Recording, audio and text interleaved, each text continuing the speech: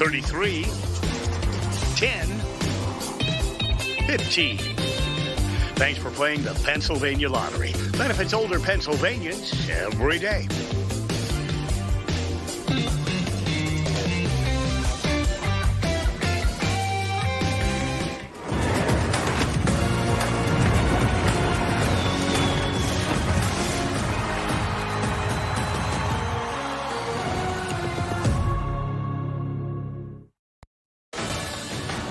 FIFA World Cup 2026, today on Fox, is presented by Google. Earlier today, France secured the top spot in Group I, courtesy of a 4-1 win over Norway. Ballon d'Or winner Ousmane Dembélé was the star of the show with a first-half hat-trick. Senegal's fate still up in the air, but the Lions of Teranga did all they could today to extend their campaign. Pape Gueye found the back of the net twice in a 5-0 thrashing of Iraq.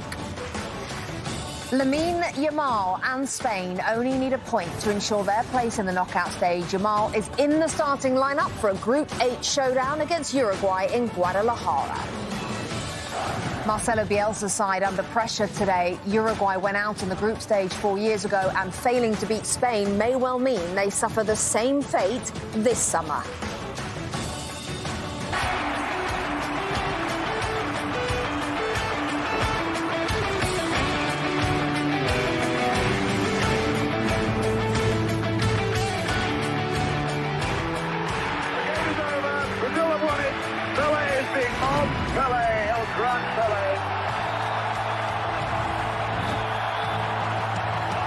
Argentina are champions of the world again. It's Argentina who win the World Cup. And the fans of America go wild. Soccer really has arrived in the United States. Their skipper and Brazil dominate the world stage again.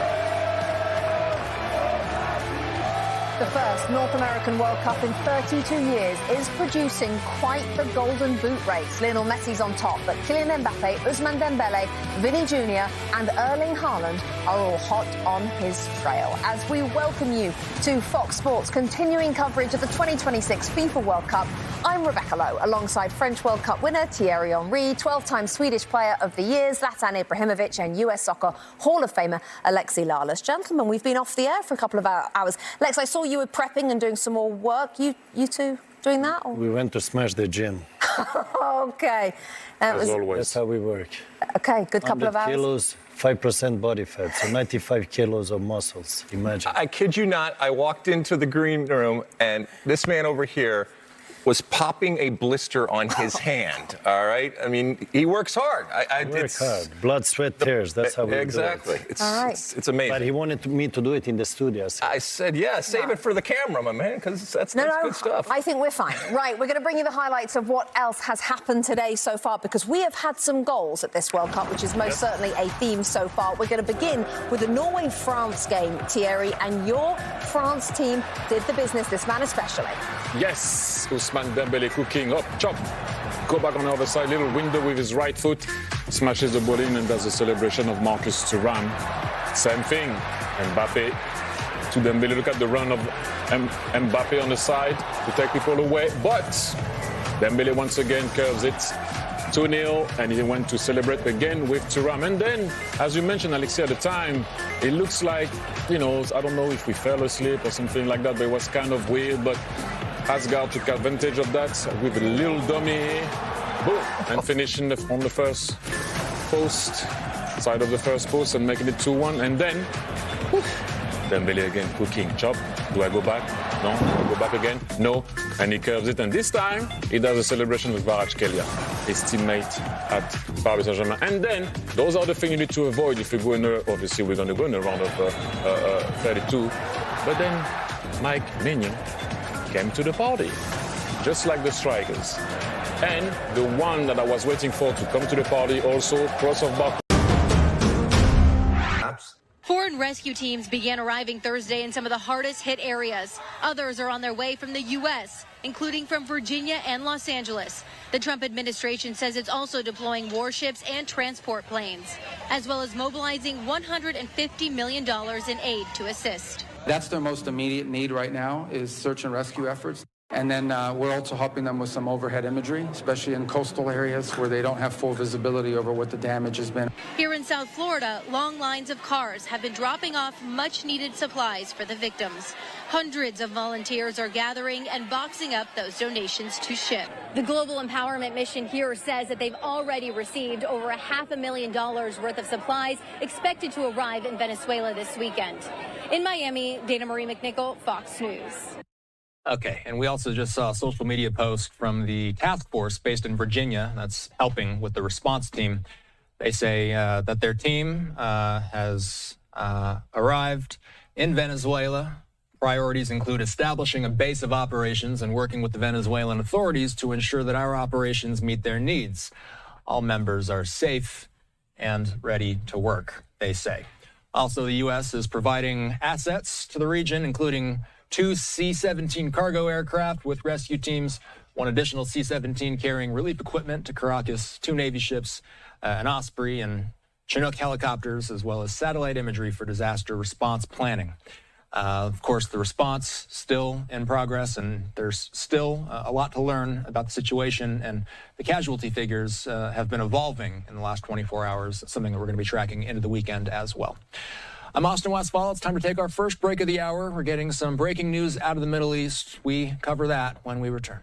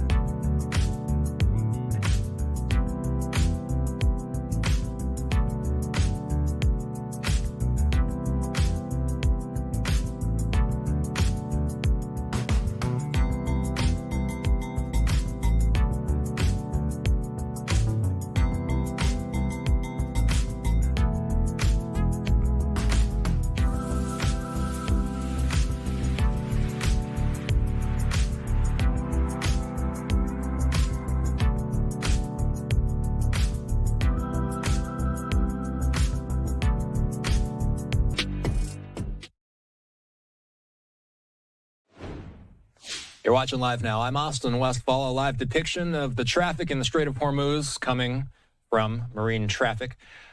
We continue to watch this as we're hearing of more kinetic action in the Strait. President Trump saying that Iran committed a foolish violation of their deal after they say Iran fired at a ship, damaging its upper deck, and a number of other projectiles were also intercepted by the Americans. The president said that, well, he wouldn't really give us a yes or a no as to whether or not the U.S. would respond to the attack. Well, we now know that the U.S. has responded. They struck Iranian missile and drone storage locations as well as coastal radar sites. And we are still monitoring the region for any more activity that may happen as the night moves forward. Let's bring in Lieutenant General Karen Gibson. She's a former U.S. CENTCOM Intel Director. I think a lot of questions that people might have about this, at least at this hour, is, well, the U.S. responded to Iran. What's the likelihood that we see Iran respond to the U.S.'s response?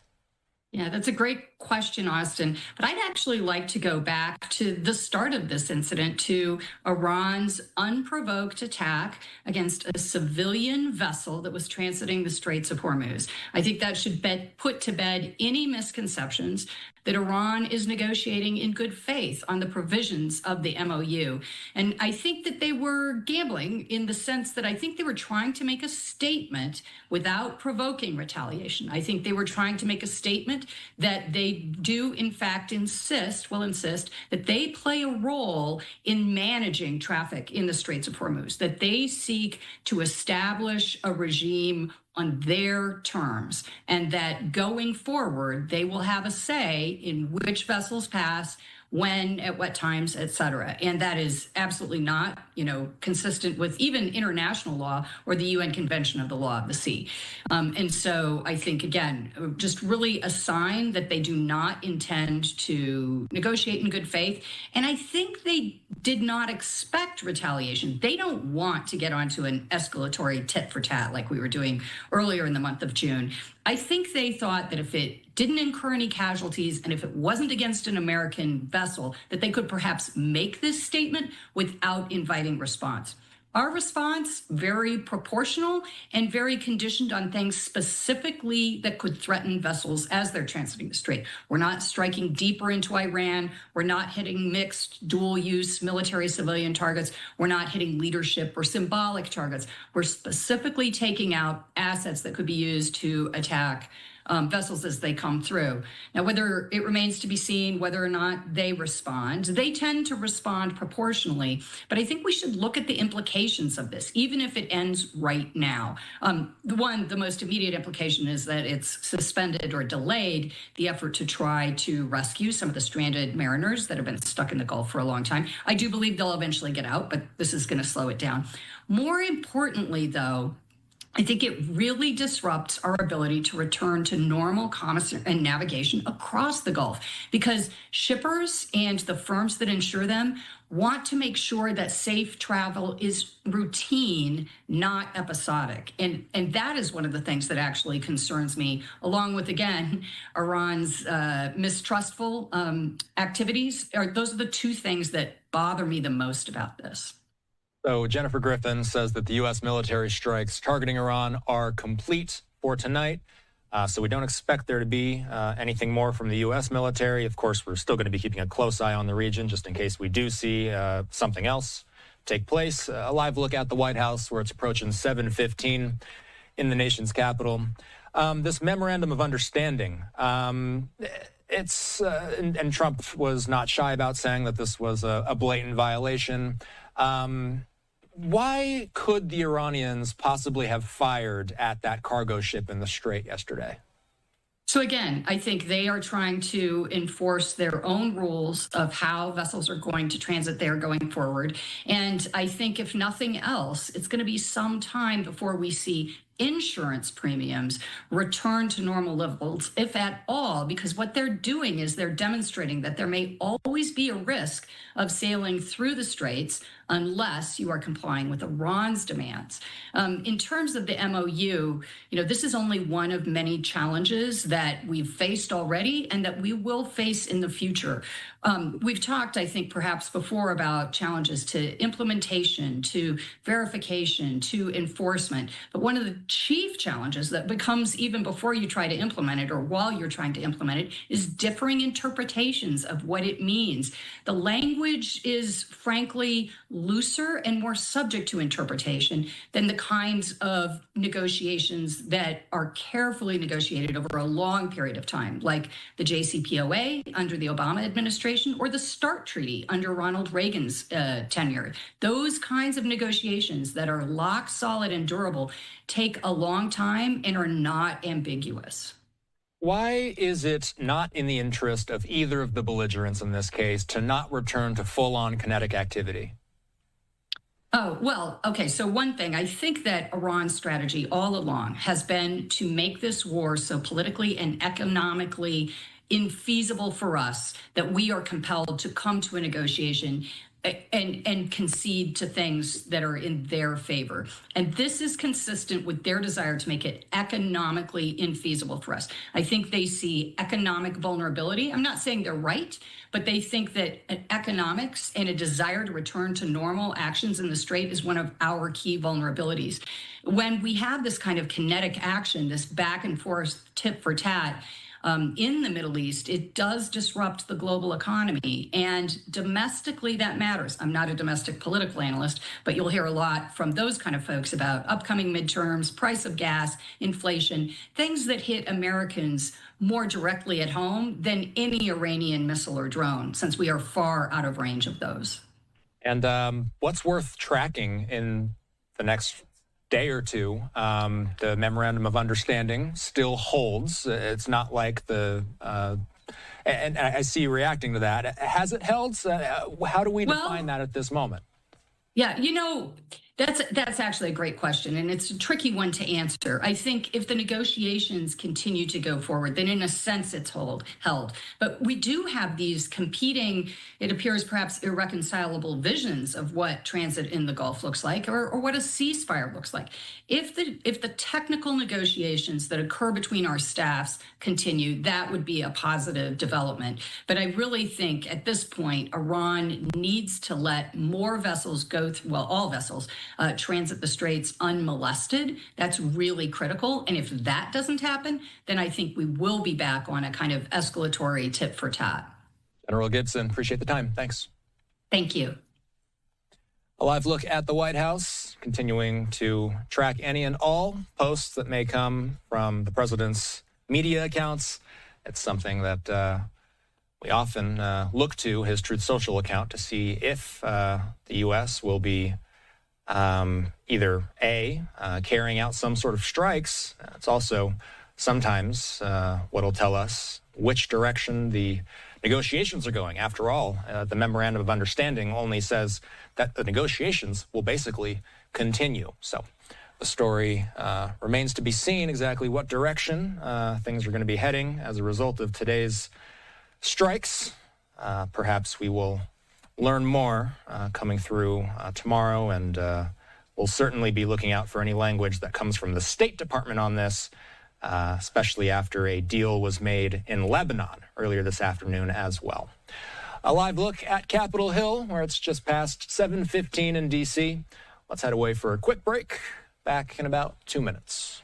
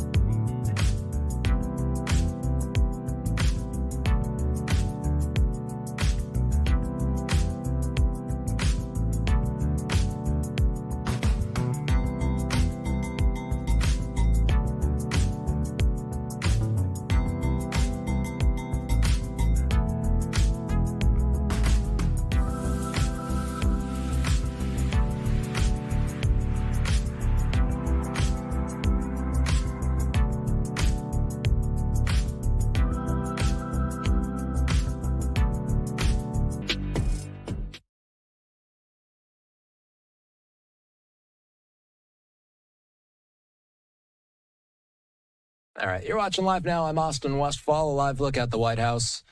That's where our next segment brings us. President Trump received a report from the Religious Liberty Commission in the Oval Office earlier today. He spoke in front of the cameras about it. Let's play a little bit of that out. Of religion in our country and to provide recommendations for action. America was founded by people of faith, and it was settled as a haven for religious freedom, so important as we prepare to celebrate the 250th anniversary of our founding next week. It is only appropriate that we work to strengthen this fundamental right and to most essentially have liberty for generations to come. We want religious liberty. We want liberty, but we also want religious liberty. We will closely study this report that is being presented to me as president today, and my administration will continue to work with the pillars of protecting religious liberty for all Americans, and we must also remain one nation under God. We will never let that phrase be stolen from us. You know, people are trying to steal it. We all know that very well. That phrase will never be stolen. It will stand proudly in our courts and everywhere else where we have it. And I want to thank this great team of outstanding work, and I'd like to start off with the chairman, Dan Patrick, and say a few words about the report, and followed by a couple of the people that I know up here so well, and they're going to speak at random if they want, but it will be followed by Vice Chairman Dr. Ben Carson. So, Dan, if you would, you'll start it off, and then Ben, and then you could say a few words, everybody, as you want. Thank you. Yes, sir. First of all, Mr. President, thank you for hosting us today, and thank you for establishing this commission.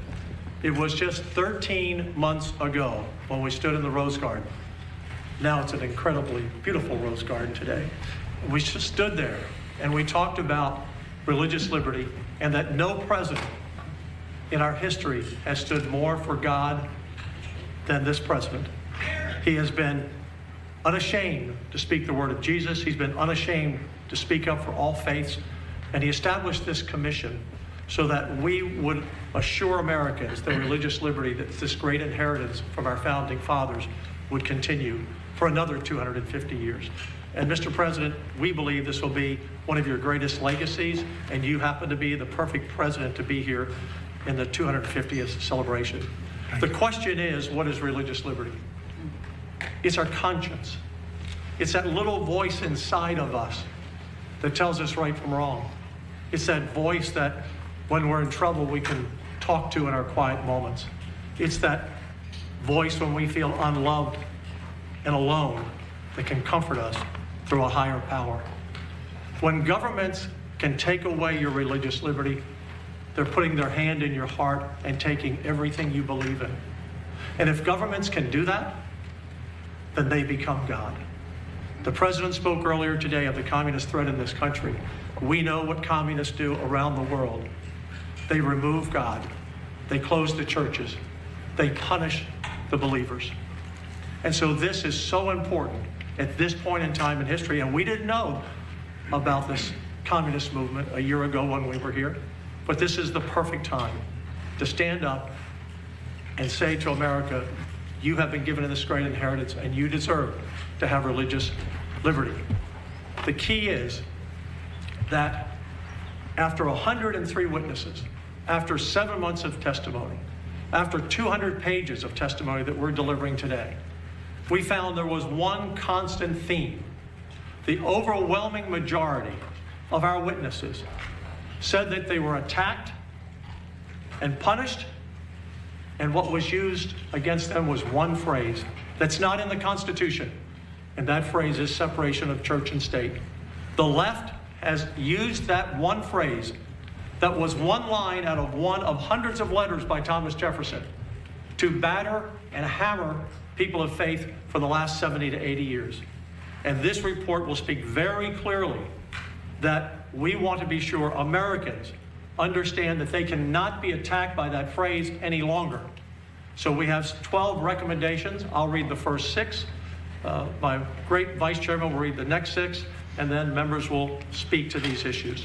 So, Mr. President, recommendation number 1, instruct the Department of Justice to issue guidance clarifying the proper understanding of the Establishment Clause and the separation of church and state. Number two, the Department of Justice, the Department of Health and Human Services, the Equal Employment Opportunity Commission shall issue Know Your Rights posters for students, parents, public teachers, administrators, religious leaders, religious institutions, healthcare workers, and military service members. Ben Carson, I'll let you finish with the remaining 7. 6. Go ahead. Combat anti-Semitism through enforcement of civil rights laws, litigation of credible allegations of anti-Semitic discrimination and violence, and civic education. Protect religious Americans from government-led litigation targeting their free exercise. Repeal the Johnson Amendment. Order the Department of War to streamline and improve the religious accommodation process. Continue efforts to restore the retirement or re-enlistment eligibility of service members who lost employment, health insurance, pensions, and other benefits because of their religious beliefs about COVID and vaccines. And lastly, honor the courage of religious liberty heroes through creating a Presidential Medal of Religious Liberty and First Freedom Hero Awards to recognize Americans who stand up for religious freedom and play an indispensable role in protecting citizens' constitutional rights.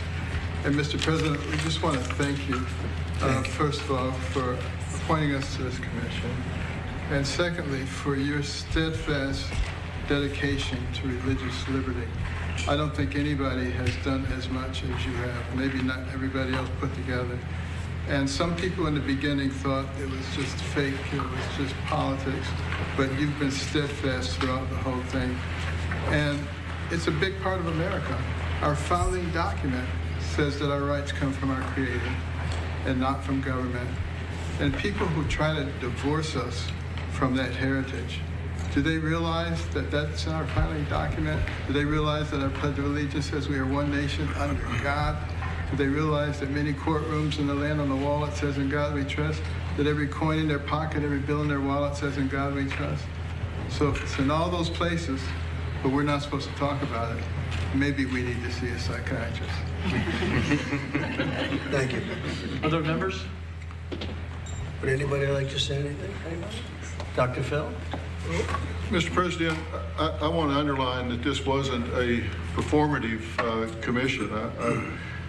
I remember walking in there, the Attorney General's there, walking in the next one, the President of the United States is there, seeing what's going on with the commission. And what stuck out at me, for me, is how many Americans showed up saying that they were persecuted in healthcare, military, education, different walks of life for living their faith and standing up for their faith. It's not just the liberty to choose which house of worship they want. It's actually getting into their daily life, and they're being persecuted in their jobs, in their professions. And that's where the fight for liberty is actually showing up. And they're having the courage to come and talk about that. They can't show a cross on their desk at school. They can't refuse a vaccine because it's against their religion. And they're having the courage to stand up for that, and President Trump is backing them all the way. And this commission is making it all transparent. And I'm just very honored to have been part of that. Thank you very much, Phil. Appreciate your support. You're a great gentleman. Thank you. Anybody? Yep. Mr. President, just thank you for creating this commission. As we celebrate the 250th, we're reminded that we're created equal, we're endowed by our Creator with inalienable rights, that the right to religious freedom for the founders is because of duties to the Creator. What we heard over and over during our commission hearings were people who thought that the Creator should be banished from the public square, that the Establishment Clause meant that religion had to be kept in a closet. We saw over and over again students being told they can form a club, but not if it's a religious club. They can speak at commencement, but not if they mention God. Parents can get vouchers, but not if they use it at a religious school. Over and over again, double standards where religious Americans were victimized. And then we saw unjust ideologies, particularly trans ideology, where parents were told we're going to secretly transition your kids. Medical doctors were told if you blow the whistle on this, we're going to harass you over and over again. The recommendation that I really want to encourage you to make prominent is the last one that Dr. Carson read. Who a community celebrates shows what a community values. And we should be celebrating the heroes of religious liberty. Over and over again, we saw men and women who were victimized, and then they fought back and they won. And we should celebrate those heroes. Thank you very much. Thank you. Mr. President, I'll just add first how grateful I am for the privilege of serving on this commission and for being given the opportunity to work for the religious liberty of all Americans. Dr. Carson, as part of the recommendations of this commission, mentioned fighting against anti-Semitism, fighting against Jew hatred. And of course, your administration has been so incredible in the way that it's worked on this issue. I'll be heading back now for Shabbat to New York. As you know, the Jewish community there faces a lot of threats, and it's a scary time in New York right now. Serious threats. Very serious threats, as you mentioned in your speech today. And I, for one, am profoundly grateful for your leadership on this matter and the incredible leadership of the Justice Department on this matter and of the entire administration. Thank you. Thank you very much. Thank you very much. I appreciate it. This is the report, and it was just presented to me by the group. Beautiful. And you'll all get a copy of this during the day. And you'll see it's quite a report. A lot of very important things in this report having to do with religion and actually some other topics also. But is there anyone? It's very important. Paula, did you want to speak, or Bishop Barron? I want to say thank you, President Trump. You are the greatest champion of faith, and these were not just superficial woundings that we heard against people of faith.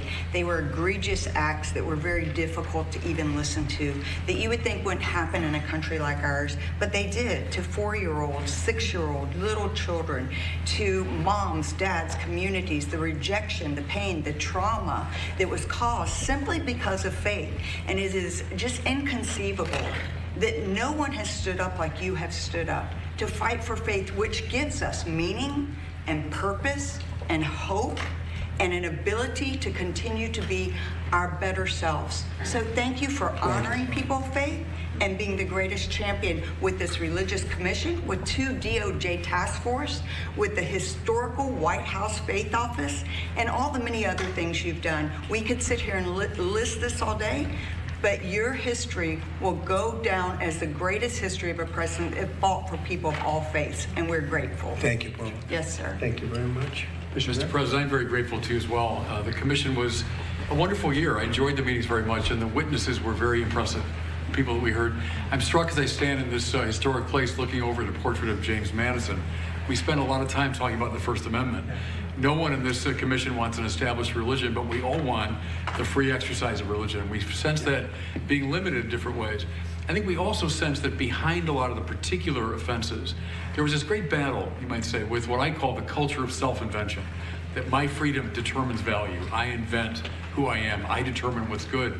And the avatars of that culture realize that the religious people stand to thwart that view.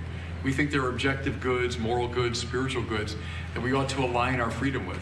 And I think that came through a lot in the witness testimony. But it was a wonderful experience, and I think this commission accomplished a lot. So God bless you for drawing it into existence. Thank you very much. Vince, you want to say something? Yes, sir. Our founders know and wrote that no government has the right to become between the citizen and a relationship with God. It's one of the most powerful forces in life, in anybody's life. I'd say 2 things about this report. One, it's a body of evidence. We took testimony, so people can judge for themselves what people said in this report. It's a body of evidence. And to violate religious liberty is self-destructive in 2 ways. One, religious people, religious organizations provide so much fruit for society, whether it's education, healthcare. To violate the beliefs of those organizations and the people that work there would be undermining for all citizens and the type of value they get from that. And secondly, the people that defend our freedom writ large are often religious people because they get a power from above. And so if you go after religious people, you're actually undermining the very foundations of our freedom and those who will protect it in this country. But so that's why this report doesn't stop them.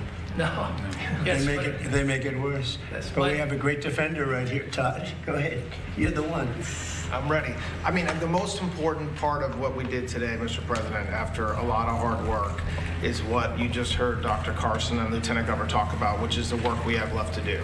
So we're not here saying, you know, we're done. Yeah. We're here saying there's a lot of work left to do. I'm excited to do my part of the Department of Justice. I know that the White House, we're going to do our part together. And so everybody all the work that was done over the past 8 months sets us up for the next several years to make sure that we don't drop this and that this stays as important as it should be. So thank you, Mr. President. Thank you, John. Great job. Mr. President, can I just say one last thing? Yes, please. On the issue of church and state, that was used as a hammer against almost all of our witnesses. One of the important recommendations that we made, if that happens in the future, if any superior person in the military, a superintendent of a school district, someone in the healthcare system, whoever uses that against someone who is simply standing up for their religious liberty or simply praying in public, that within a short amount of time, if they allege separation of church and state, that public official must in writing explain how that person has violated the Constitution. Because, again, the separation of church and state is not in the Constitution. And from this day forward, if anyone says that to you and they're in public office or serve in any agency in any official capacity, they have to point out exactly where you have violated the Constitution, because you have not. And from this day forward, that phrase should have no power over people of all faiths ever again in America. Thank you. Okay, how about a couple of quick questions? Mr. President, on Iran, Mr. President, you said that Iran violated the ceasefire. Will they face any consequences? You'll find out. Do you consider the ceasefire to still be in place? I don't like the fact that they took a shot yesterday, actually 4, we knocked down 3, at a ship. Not an allied ship, but a ship, a very expensive ship. And it was fine, but it took a little beating. They shouldn't be doing that, so you'll find out. Will the U.S. You'll find out. Will the U.S. respond? What is your message to Iran? Respond, you're going to find out. Sir, why do you think they did that if the talks, you've said repeatedly they're going well? What do you think the motivation is for Iran in attacking a ship? They're a little bit different. That's why I think of it, 47 years, no president did what we're doing. So you just asked a question, you'll find out. Okay, I think we had enough. This is so important. I want to have it stand on its own. These people are incredible patriots. They're people of great respect and religion. They're among the most respected people in our country. And I just want to thank Dan and Ben and Todd and Vince and everybody for Paula, always Paula, because she's been here from the beginning. We have a White House office now on faith. Nobody thought that was going to happen. Never happened before.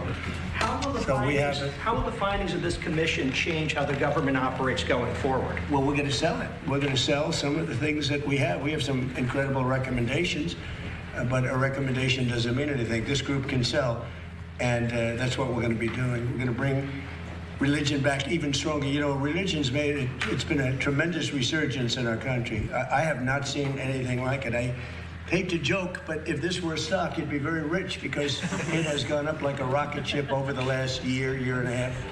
And I'm very honored to be sitting here. Maybe I had something to do with it. But they've made some very strong recommendations, and now we have to convince people to adhere by those regulations. Thank you very much. Thank you, Press. Thank you, Press. Thank you, guys. Thank you, Press. Thank you, Press. Thank you, guys. Thank you, guys. Thank you. And that begins the process of ushering the press out of the Oval Office. The president sitting at the Resolute desk. A number of advisors and cabinet members, in some cases, behind him. He was mentioning that we will find out if the U.S. will respond. We have since learned that the U.S. did respond, and they responded in this fashion. Jen Griffin with these new details about the strikes conducted tonight. According to a senior U.S. official, 4 targets were struck.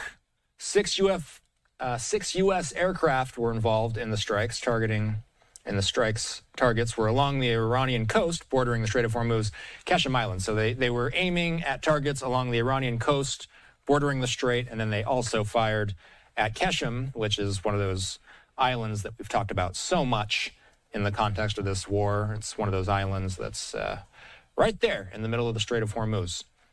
Let's do a round robin of some of the live looks coming into the newsroom at this hour, including a live look at the White House, at the Capitol building, just past 7:30 in the nation's capital. Moving up to New York City, the Big Apple, on this Friday evening. They need to turn the ISO up on our Statue of Liberty camera. Also moving over to the Detroit area, where I've been watching our bird feeder camera. You know, I was doing some researching because I've been staring at these black birds with orange wings so often, I just had to look it up. And I'm being told that I'm almost certainly looking at red-winged blackbirds. I gotta say, these red-winged blackbirds, they outmatch some of these smaller birds. I see two of the red-wingers right here. Nonetheless, it's time for us to slide away for a quick commercial break. I'm Austin Westfall. Our coverage returning in about 2 minutes. We'll be right back.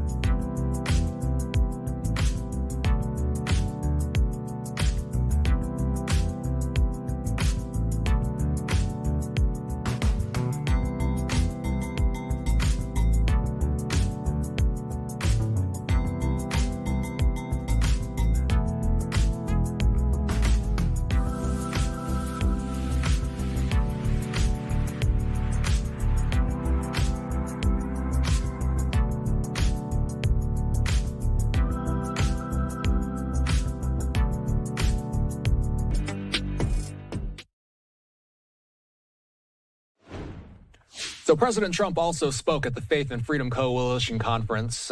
We aired his remarks live while they were taking place. But I want to play out some remarks from some of his administration officials, including Border Czar Tom Homan, Russ Vought also speaking at this very same conference. I want to play out Homan specifically because we've been talking about immigration so much in the past 48 hours or so. The Supreme Court ruling yesterday on asylum and ruling on deportation, and we expect eventually, possibly on Monday, that we'll see a ruling having to do with birthright citizenship as well. That's possibly going to be the biggest immigration-related Supreme Court ruling that we'll see this session. Nonetheless, in the context of all of that, I wanted to hear from the Border Czar and from Russ Vought earlier at again, this is at the Faith and Freedom Coalition conference. It happened earlier. Let's watch. Because we did it in Trump 45. We can brush off the plans. I had a few other ideas to add to that plan. We'll lock it down in 2 months. He says, great, make it a month. That's all right. I says, mass deportation, no problem there, because the last administration had over 10 million legal aliens in this country. So we got plenty of people to go find. We can get that done. I said, but the children, sir, it's not going to be easy. Because I know that under the last administration, they were released to unvetted sponsors. Their number one goal is push these kids out as soon as they could so there's no overcrowding. Same they did with the aliens, push them out, send them to their cities. Because the last thing they want is the images of overcrowding at the border, overcrowding in any of the facilities, because that tells a story. They don't want that story told, so move people as quick as possible. So look, most secure border in history. Check, done. Number 2, mass deportations. The first year under President Trump, almost 1 million people were removed. No president even come close to that. So, check.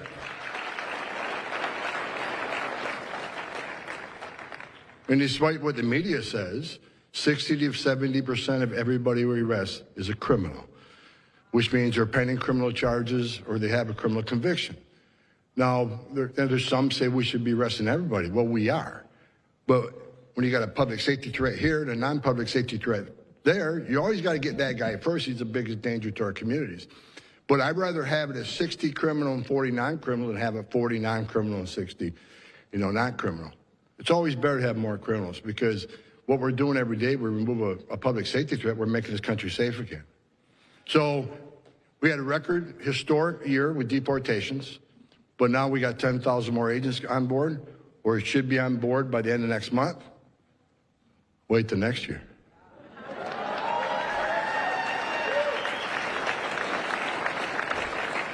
The third thing, the children.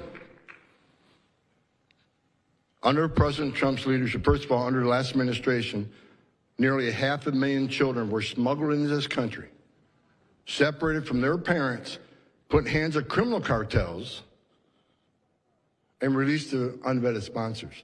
The old Secretary of HHS, Becerra, he stood on stage numerous times and was bragging about how quick these kids get released from custody. Shame on him. Because let me tell you what we found out. Many of the addresses provided by the sponsors didn't exist. We're out there looking for these kids, and the address is a supermarket, a parking lot, a church, shopping mall. Many of the IDs provided by the sponsors were fraudulent. Home checks weren't done to verify that that person lived at this address and it's a place where a child could be raised. They didn't vet the sponsors properly. They didn't vet anybody else in the household. Under President Trump, 45, not only did we vet the sponsor, we vetted everybody in that household to make sure there's not a predator or criminal in that household. We have found that a single male had 18 children assigned to him. I knew this would be tough, and I told the president, we can find you. You own a car, you own a home, you pay bills, you pay utility bills, you got a credit card. You all have a digital footprint. We can find you. How do you find a child that don't have a digital footprint? And I told the president, I know for a fact, because I've been screaming about it for 4 years, that we got to count on the digital footprint of the sponsor. And when they provide false identity, false addresses, they weren't vetted, the home checks weren't done, we can't verify who these people are, that digital footprint's going to be a mess. And it has been. But under President Trump's leadership, we have already found 147,000 of these children.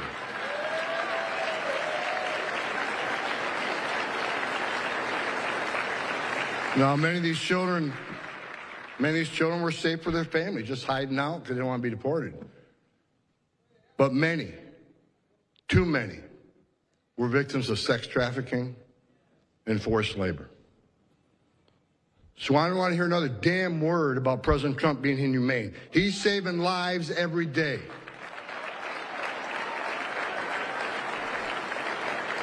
There's been studies done that 31% of women, these studies are done by independent groups, up to 31% of women that make that journey coming to the United States get sexually assaulted. 31% admitted they got sexually assaulted making that journey. If 31 admitted it, how many is that number really?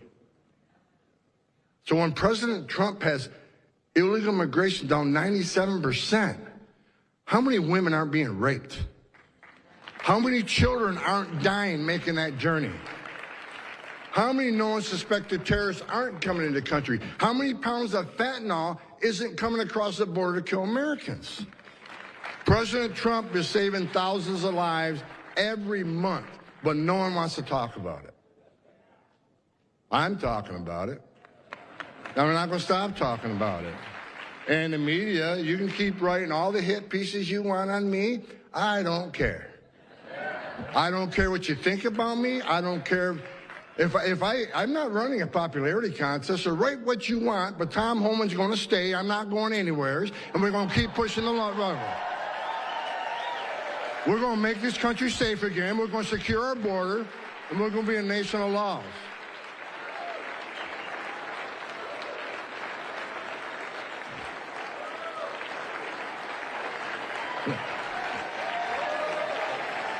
President Trump, let me say this.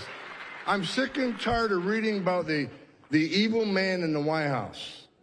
I have spent so much time with this president, whether it's on Air Force One, in the Oval Office, at Mar-a-Lago, doing trips together, whatever it is.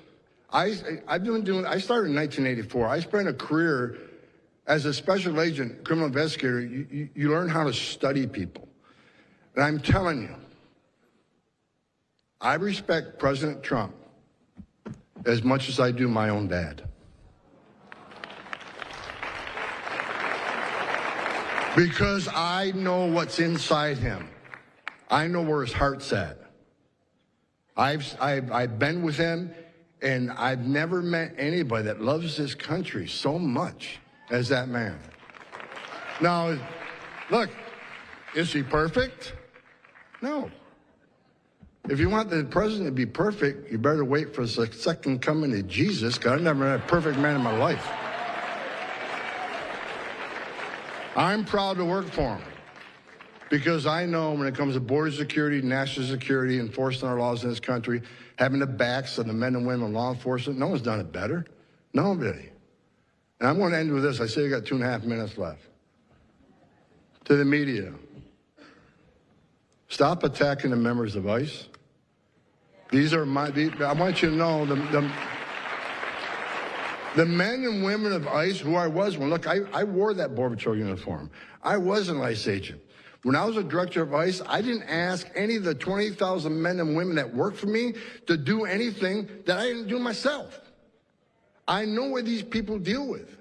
I know the death threats are up 8,000%. I know that personally. That's why I'm surrounded by security detail. I got 24/7. I can't even go to the grocery store without security detail. But to the haters and cartel members who threaten me, come get some, because I'm tired of you.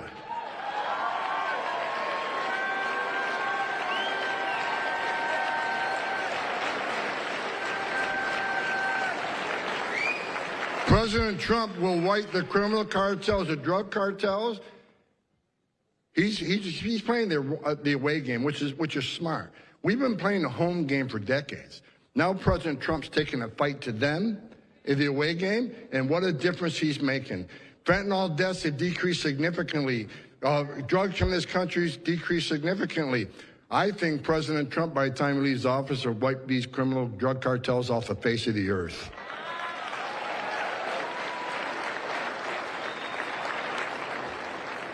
But the death threats aren't going to stop me. But, you know, I'm lucky. I have a security detail. The men and women of ICE don't. And I know the threats they're dealing with. Not only are they being doxxed, their spouses are being doxxed. Their children are being doxxed. It's amazing what's going on right now. I just can't believe it. The hate for these men and women. But the men and women of ICE are just like you. Their moms and dads, their sons and daughters, their brothers and sisters who strap a gun to their hip every day, put a Kevlar vest on to go arrest the worst of the worst in this nation. And they're getting attacked by members of Congress who want to call them the Gestapo and the secret police. Well, I'll tell you what, they're enforcing the law that you wrote, so if they're a racist for enforcing that, what's that make you? You wrote the law.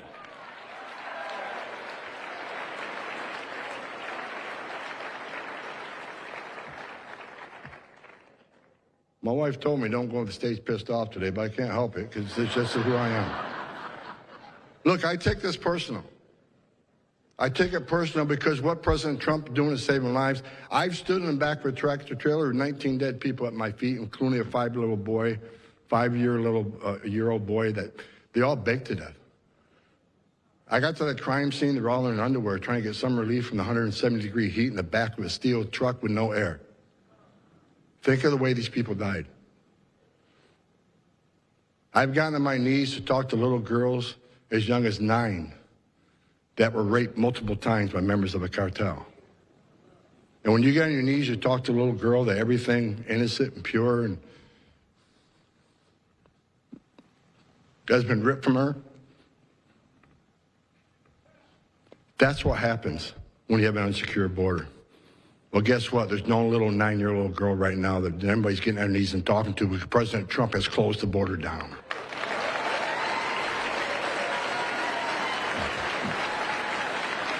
I'll leave you with this. Secure borders saves lives.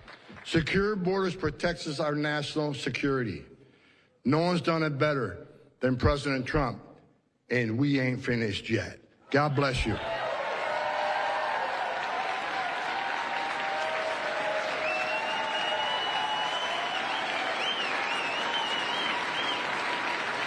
Ladies and gentlemen, please welcome Executive Director of the Faith and Freedom Coalition, John Harbison.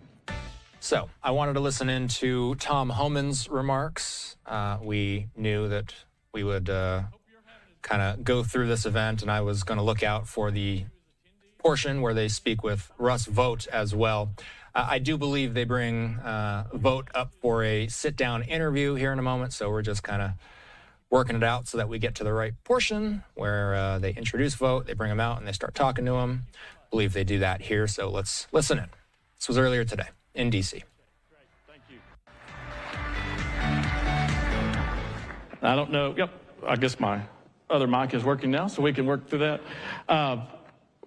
Thank you for coming and joining us. Like I was telling the crowd, we've really not done this before, but with the working families tax cut, we're now, I guess, 6, 7, 8 months now in the rearview mirror that we should be starting to see the effects of that. And what are you seeing in your position with management and budget? Well, I mean, it's great to be here. Love your organization. Obviously it was a historic piece of legislation that was both tax cuts and spending cuts and many new investments. So we've seen deficit reduction as a result of it, but we've also seen people having more of their own hard-earned money. Refunds are up about 11%, about a couple $100 to $1,000 in additional refunds are coming in, and that's going to have an impact on people's ability to meet the affordability desires that they have and to be able to continue to have a strong economy moving forward. So we're seeing it everywhere. Investments up, factories are coming on board. We're just seeing a lot of health beyond in the numbers and beyond the numbers. That's great. That's great. I appreciate that. And I can tell a difference with my own personal taxes. And friends of mine, they're like, hey, the refund was a lot better this year. So that's a great thing. And then not to mention all the other great aspects in that bill. Now, I know with this new with the second term of the administration, there's been a lot of talk about cutting fraud and waste. And before I got into working in politics, I worked in healthcare and healthcare sales. So I understand, how that world works. Talk to me, because you're the front line of fraud, cutting fraud and waste out of the budgets. How does that working for you? Well, we're thrilled to be a participant on the task force set up by the vice president and to bring in all of government perspective to that. And that really is what our office does, is anything all of government as a push, we help clear bureaucracy. But let me speak to one thing that we're very, very on point on right now, and that is we are overhauling the grant-making process in this country. So the extent to which agencies have grants that they're sending out, previously that had not been something that political officials, those that are come in with an administration, had reviewed. And so what do you see at the NIH? You see Tony Fauci, a career individual, investing money in gain-of-function research that ends up contributing to a global pandemic. But it's at the woke and the weaponized level as well. You see funding going towards LGBT causes. You see funding going to groups that are promoting open borders and suing the United States government because Right now, we are taking steps to deal with that, the previous open border. So the grants, we were largely funding liberalism and largely funding the left. And this administration has come on. The president gave us the instruction in an executive order last year, a direction to all the agency heads. You have to be personally in charge of making sure this funding goes out for causes that are consistent with the agenda that I ran on.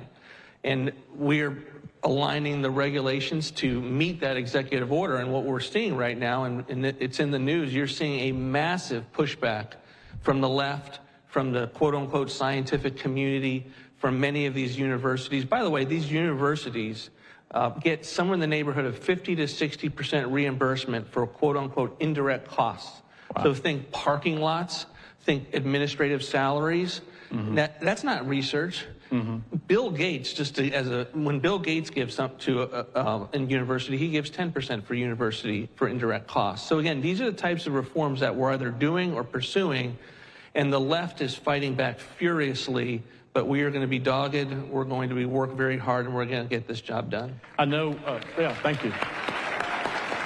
And I know that we're starting to raise awareness. I was at a meeting up here in Washington a couple months ago with the White House Faith Office, and a lot of the community grants and different things, they said, look, make sure you're out there telling these people that, you know, it's a new day. It's not the same old way of doing grants anymore, and you know, go out there and look on the websites and apply for these grants and get your applications in. So that's great news, too. Yeah, I mean, there's a ton of good work going on in every agency. Yeah, and it's just amazing. We're so happy with what that's turning into.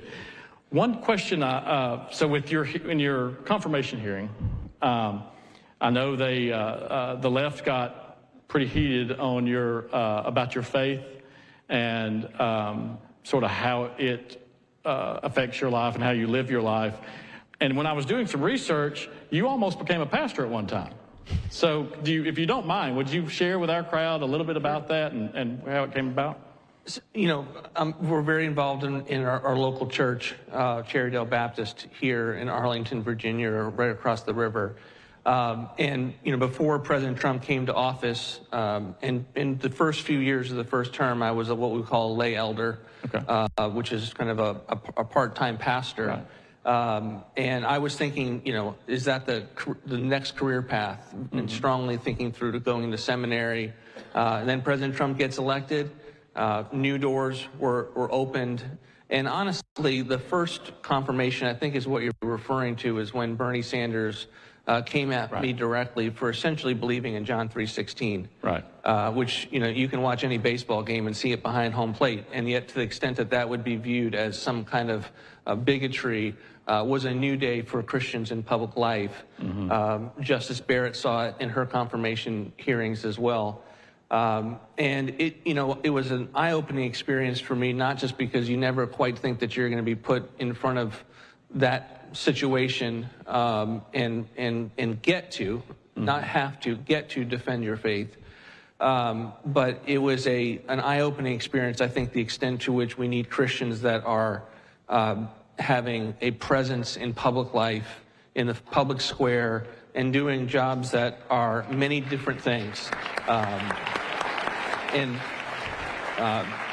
It's been it was a great 4 years. I get to think about my dream job and doing it and how to do it better. And now I'm one of those rare people that get to do their dream job a second time, having thought about it for 4 years. That's good. That's great.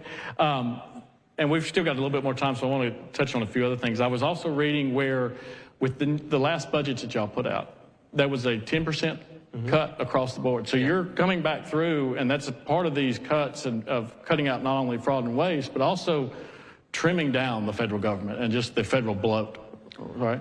Absolutely. Let me just give you a kind of a wide-angle lens of where we are fiscally, if I could. Everyone comes and talks in Washington, D.C. about cutting spending, and then they rarely do. We've had decades where we've had no fiscal wins. Really, since 1997, we did not have any fiscal wins.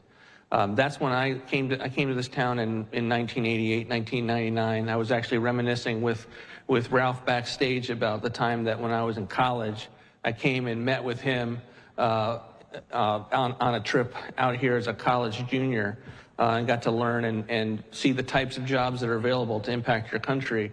But not since 1997 have we seen any kind of fiscal wins of anything that you could speak of. And many people have raised it as an issue. Many people have had come forward plans until last year with the One Big Beautiful Bill and separately the spending cuts that we did during the appropriations process. President Trump ended fiscal futility last year. We were able to have, if you think of 1997 as an $800 billion spending reform savings cuts, this one had $2 trillion in savings. Wow. In addition. So we think about it in terms of it was largely a tax cut, but it came with it. It paid for itself. It paid for its spending.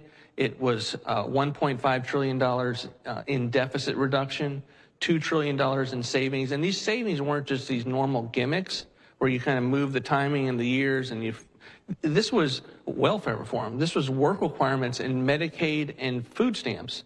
Previously, what work requirements was in a small program called TANF, cash payments for welfare. These were major, major reforms that have put us in a major, it's the end of fiscal futility, and now we can start to do this every single year. So when we put forward ideas, a new budget, we have the opportunity to convince the American people that we're serious and we're going to continue the effort. And you got to do what you can do. 3-seat majority, to have accomplished that with a 3-seat majority is quite stunning. It is. And so we're going to continue to do it. And we have our latest budget up there with a 10% cut. And we're hard after trying to get those things secured. And what I'm seeing in the appropriations bills is Congress is actually for the first time cutting programs I never thought I would see the day, in which they would actually come alongside of us. Job Corps, massively wasteful program, not at all helping people get back into employment, actually unsafe as a program when kids go there. Congress is now cutting these programs in the bills that they're moving. So we're seeing a ton of progress across the board. Yeah, that's great. And I know, and our D.C. guys here, I work out of our Atlanta office, but our D.C. guys are telling me, like, hey, we're keeping a heads up on and watchful eye on these appropriations bills that are moving through, because it's a lot of good works that are going through there. And Congress is getting back to its job of actually appropriating money rather than just having to roll into an omnibus bill every a reconciliation bill. So thank you for coming, and thank you for your time today. Appreciate it. Thank you. Thank you. Thank you.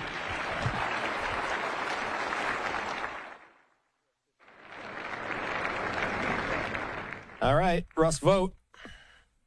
We wanted to make sure we got that in as we slide away a moment here for our first commercial break of the hour, a live look at the White House, a little bit past 8 p.m. on the East Coast. Live look at the wider New York City skyline moving up to the tri-state area. And of course, we've also been keeping tabs on the U.S. Capitol as well. So we have been bringing any and all live images to the forefront here. It's time for us to step away for our first commercial break of the hour. Our coverage continuing in about 2 minutes. We'll be right back.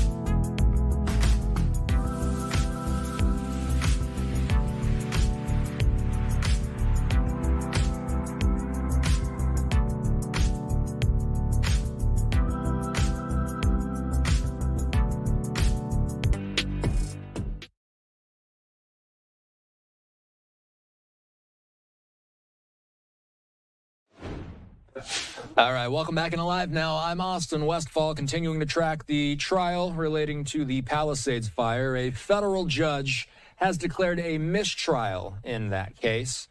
Officials saying that the jury ultimately could not come to a conclusion. Ultimately, despite returning to court this morning for further deliberations, the panel, they were unable to reach a unanimous decision on any of the 3 felony arson counts against Jonathan Rinderknecht. Let's bring in Fox LA's Christina Gonzalez. She has been tracking the story. And Christina, what have we learned today? Well, good afternoon, Austin. Good afternoon, everybody out there. Well, what we learned is that the breakdown, as it were, for jurors was 10-2 in favor of not guilty. Let's go to the video as I recap this thing for you. The jurors completely deadlocked. They said that it was friendly. They weren't killing each other in the jury room or anything like that, but they were not going to be able to agree. So a mistrial was declared in the case against Jonathan Rinderknecht, charged with 3 counts of arson for allegedly starting the January 2025 Luckman fire, which reignited a week later and turned into the deadly, destructive Palisades fire. Now, the government is saying they will retry him, and he will be held without bail until a new trial begins this fall. This despite, again, the majority of jurors saying they didn't buy the case. Some of those jurors spoke to us, and so did his family. Listen. The reason that made me feel like not guilty because, like, there's no proof. Like, I wanted to know, has anybody ever gotten in trouble for a holdover fire anywhere else? Because this holdover theory just wasn't, like, it wasn't working for me. Like, I agree with Serena here that, you know, I don't think he was, I would have leaned not guilty as well. Here we have a mistrial, you know, and not just that, but 10 of the jury said they were convinced that Jonathan was innocent. So it's like this is a big victory. And it feels so unfair that given the circumstances, given this victory, the government maintains our son, my son, in jail. It just doesn't make any sense at all. It's hard. He's been a year in, he's going to be a year in jail. It's just, it's very hard. Immediately, Bill O'Saley going on X saying the evidence is strong that Jonathan Rinderknecht is responsible for lighting the fire on January 1st, 2025, which eventually became the Palisades fire. We fully intend to retry the case before a new jury and obtain guilty verdicts on all charged counts. The reaction from the defense is this. Listen. And if they want to retry it again, we can retry it again. If Bill O'Saley wants to cheerlead from the sidelines, maybe he should come in and try the case himself next time. And that case set to begin October 19th. So this fall, but again, they were not able to let him out on bail. The judge saying that he needed to stay in. And the factor in that is that even though he doesn't have a passport, what the government was saying is, look, you can walk to Mexico without a passport and get out of the country. But his family, and I've been talking to his dad, he said, look, I was willing, and he's a pastor, by the way, from France. This man saying, you know, I was willing to keep him in my house, to do whatever it took to keep him with the family until then, but that did not happen. So October 19th. And we'll be here. I'm Christina Gonzalez in downtown Los Angeles. Back to you in the studio. Appreciate the reporting, Christina. We'll be checking in with Fox LA, I'm sure, as we look ahead to the retrial. A live look moving over to the nation's capital. The time in D.C., about 8:15. Step away for a break. Back in a moment.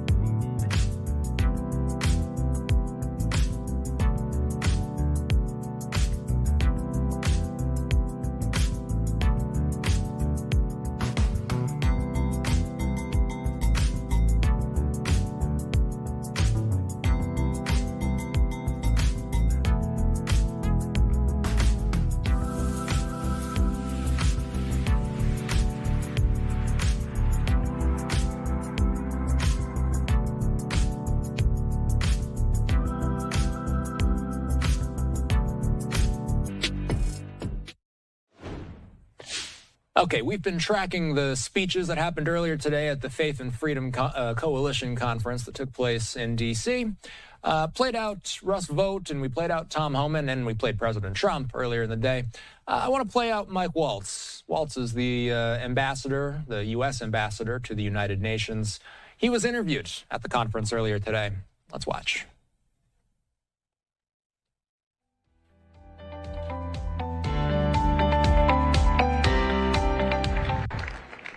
You know, Mike, you served, were you a Ranger?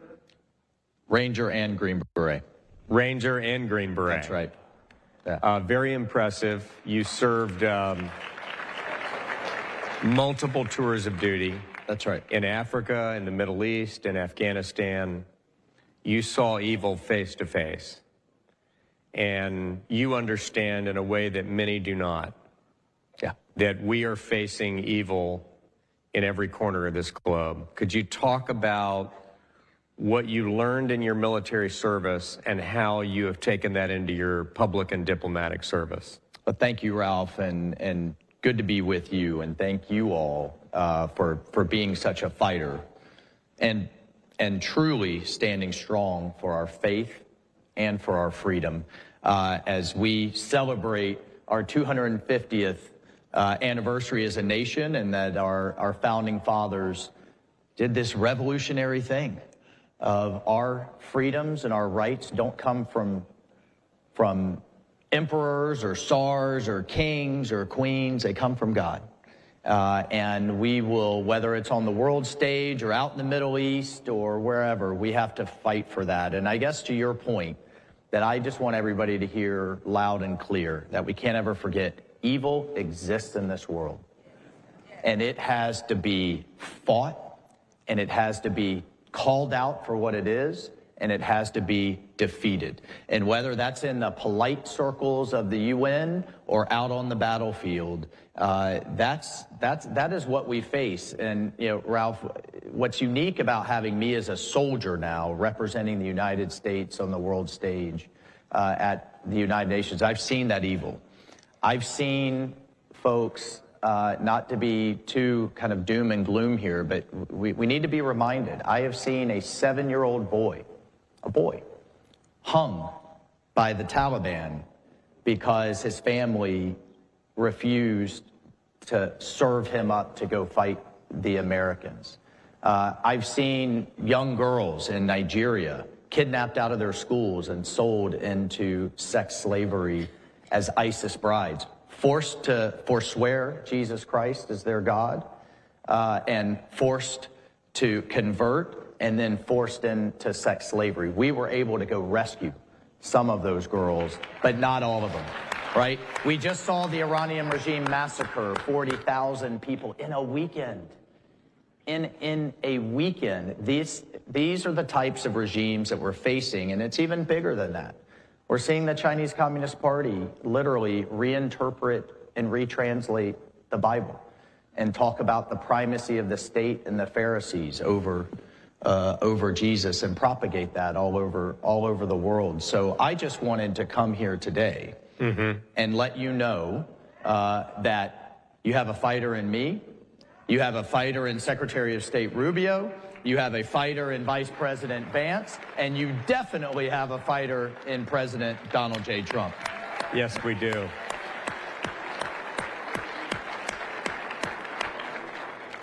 And by the way, I would commend to all of you. I got an opportunity, I guess it was during the transition.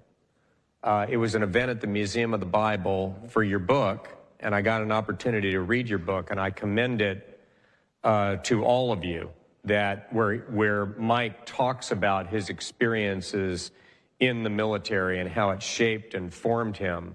And you know, as you were talking, Mike, I'm reminded of Ronald Reagan's very famous address to the National Association of Evangelicals in 1983, where he said, "We are called as men and women of faith to combat evil." Right? We cannot sit on the sidelines and just enjoy saying, well, both sides have a good argument. Now, that was Evil thrives when good men and women do nothing, right? And at that time, he was talking about Soviet communism. Nobody knew the Berlin Wall would fall. Nobody knew the Soviet Union would disintegrate. And my question to you is, it's a very different time in many ways, and yet not. I mean, you've got Russia, you've got China, you've got Iran, you've got North Korea. What does that call? We have a revival of communism right here in the United States. I'm living in it in Manhattan. Yeah. Yes. Right? What does it mean for us as men and women of faith to combat evil today? Where clearly, you mentioned some of the examples, but Reagan had a vision that, as he famously said, they lose, we win. Mm-hmm. What does it look like for us? Well, what Reagan, historically did was stop saying we're going to contain, or what they called then détente, kind of live alongside and manage, and said, no, we're going to win. We are good. Our values are right and righteous. And we are going to win in this entity using every element of national power, economic, diplomatic, informational, military, and he did because he was right.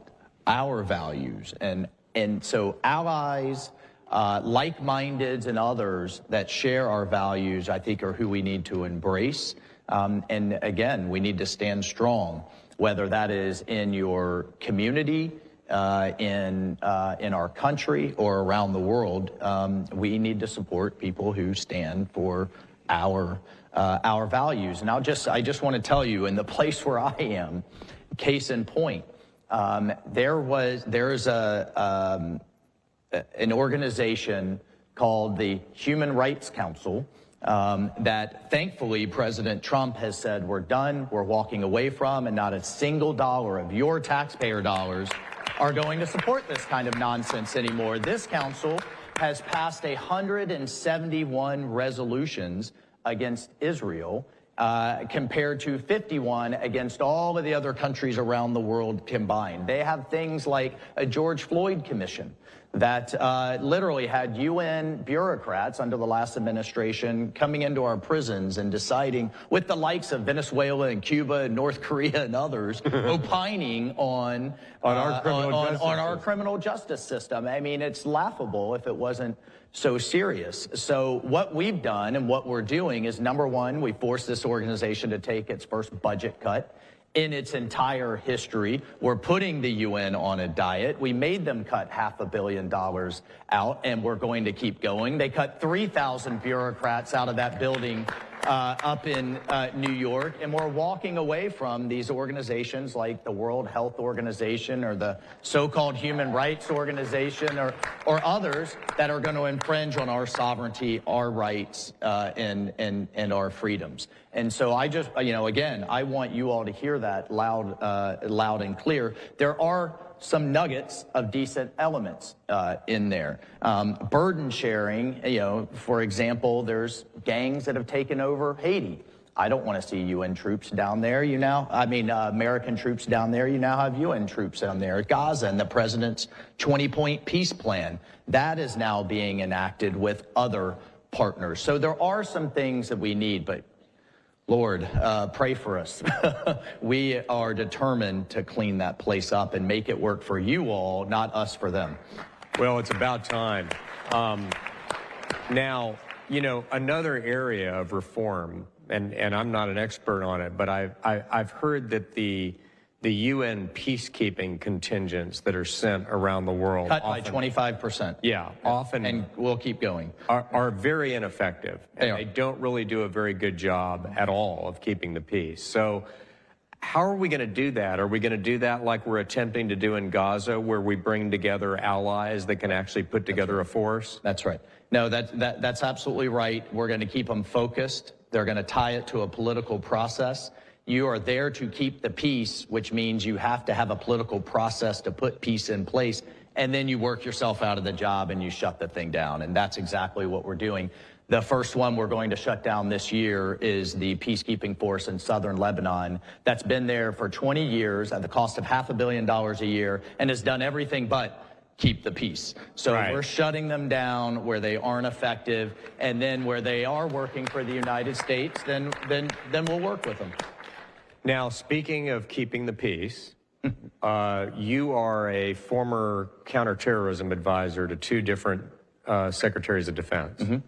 You know a little bit about counterterrorism and about the threat of terrorism. We have just completed and are currently in negotiations with the leading state sponsor of terror in the world, Iran. Brilliant military operation. We now have a memorandum of understanding, and the president's diplomatic team is doing everything they can to arrive at a deal. What do you think is achievable? What are the main goals? What are the objectives? And what are the possibilities of ensuring that the most dangerous regime in the world does not obtain the most dangerous weapons known to man? Well, I want everyone to hear this loud and clear. The president campaigned on no endless wars. As a veteran, my wife was a veteran of Iraq. I'm a veteran of Afghanistan. We saw that policy drift. It's one of the reasons I ran for office, so that we never have that again.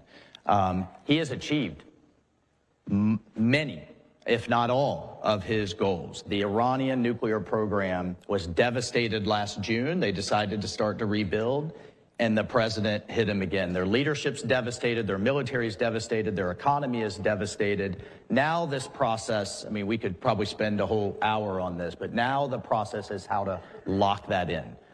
But I assure you, we know who we're dealing with. And that's how I started this talk, in understanding and with clear eyes what we're dealing with. There is no trust and all verify, and now this is a process to lock those gains in. Gas prices are already back to where they were pre-war. The president has to balance our economy and the global economy. At the same time, he is ensuring that a genocidal, Islamic, revolutionary regime, dictatorship, can never, ever, ever threaten you, threaten the United States, or threaten Israel or the region with a nuclear weapon. And that is, he is doing what presidents before him have refused to do and have kicked the can on year after year after year. President Donald J. Trump is here to solve these problems, whether it's Venezuela, the southern border, the threats against the terrorist threats against our great ally Israel, or Iran chasing a nuke. I could keep going down the list. He is here to solve these problems using all means necessary, and it's the honor of my life to pull up a chair behind a placard that says United States of America and implement his America First foreign policy. Outstanding. All right. Well, Mike, I concur with everything you just said. I trust the president's instincts. I trust his judgment. You know, I know him, you know him. He's not going to make a bad deal. He's always going to put America first. And we are so glad that you were there by his side. Thank you for enduring the slings and arrows of outrageous fortune that comes from sitting combat over there at the United Nations. Yeah. Well, I have something for you before we take off. This is the same red hat makers, but we changed a little bit. It's called the UN General Assembly. They call it UNGA. Well, now we've changed it to MUNGA, make the UN great again. So add this to your shelf. Okay. Right. Thank you. Mike Waltz, everybody. Thank you. Thanks. Thank you, Mike. Yeah. All right, Mike Waltz wrapping up there. He's the ambassador to the United Nations, representing the United States. Wanted to make sure I got that conversation in before we head to a quick commercial break. A live look at the White House, where the time is about 8:30 on the nose in the nation's capital. When we come back from this break, we're going to get into some more of your guys' pet photos, because why not? It's Friday. If you want to send in some photos, and for those that are new to this, we're just kind of showing pictures of your guys' pets up on screen, because it's Friday. Why not? QR code on your screen. That's how you can do it. It'll take you to a landing page. Once you get there, you're going to want to click on the Share Now tab. Submit your photos. Very well may see your furry friend on our air later on tonight. Let's hit a break. We'll be right back.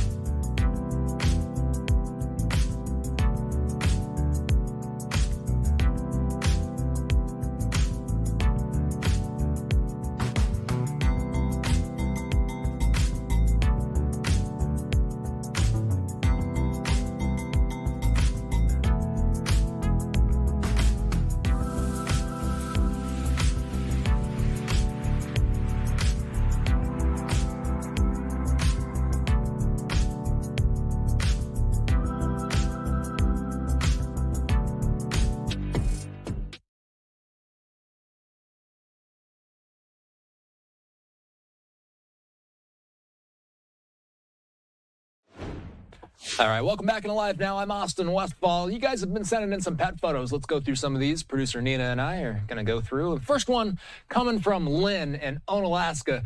This is Maggie Jean, 9 years old. Looks to me like Maggie Jean's been doing some push-ups. Look at that chest. Lynn, we appreciate the photo, and thanks for watching. I think we have a few more of these to run through. Terry is in Odessa, Texas.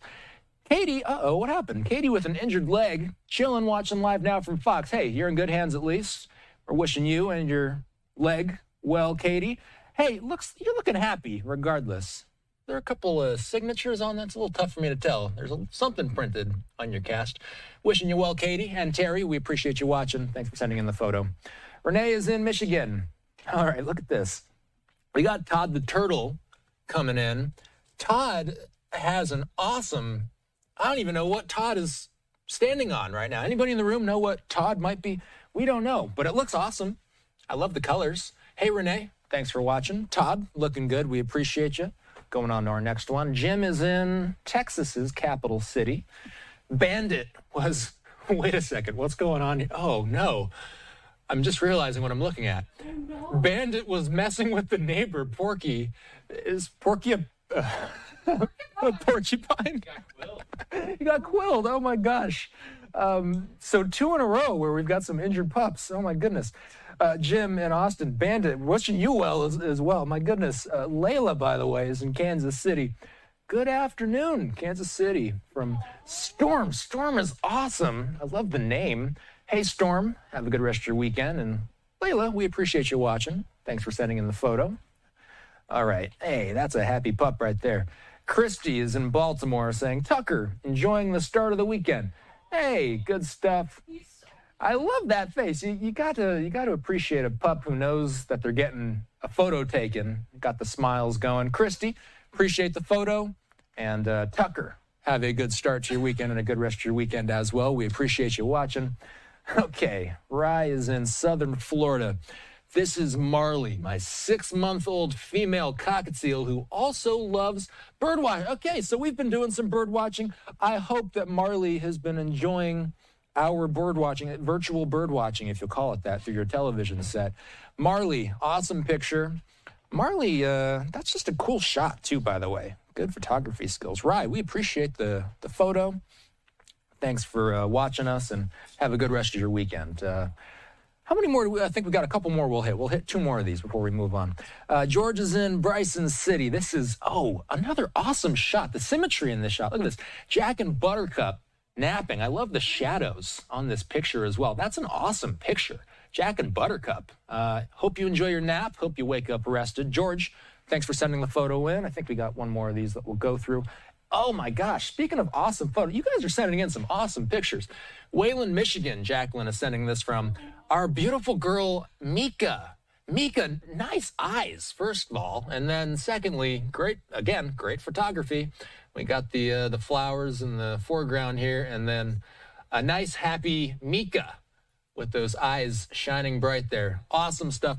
Hey, we appreciate everybody sending these photos in. We might hit a few more of these before I head off the desk here in the next 20 minutes or so.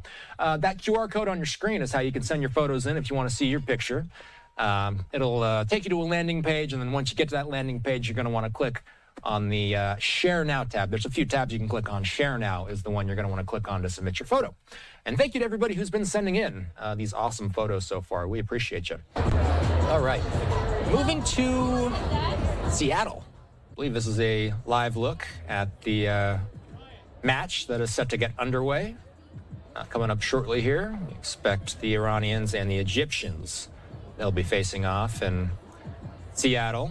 A live look as the fans have been filtering in to the stadium. What we're going to do is we're going to step away for a quick commercial break. We want to bring you as much World Cup coverage as we can. We're going to check in with our sister station, Fox 13 Seattle, in about 2 minutes. We'll be right back.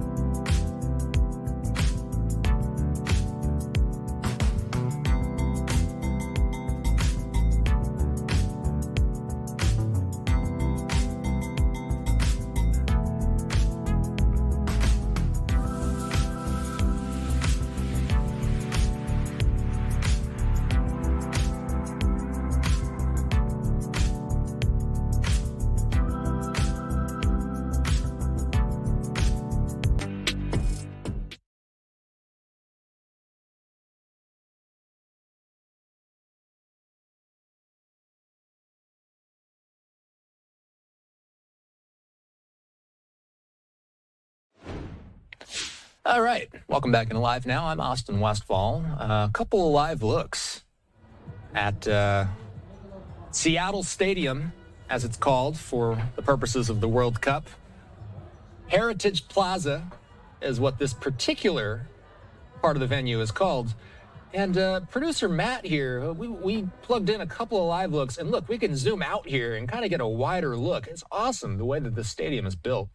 And the acoustics, as a result of the way the stadium is built, it gets quite loud at the Seahawks games. And it'll be quite loud once the World Cup game kicks off as well. Our cameras are starting to zoom in on the fans of Iran and Egypt. And Fox 13 Seattle, they, of course, have been keeping tabs on this big game that's happening in their backyard. They've been previewing this match. Let's listen into a little bit of their coverage. Protesters are taking this World Cup moment to demand democratic change for Iranians. Fox 13's Dan Griffin shows us how their demonstrations near Seattle Stadium are meant to send a message to the world. On this Pride Match Day, protesters here say they're not only supportive of LGBTQ rights, but they're fighting for the rights of those they love in Iran.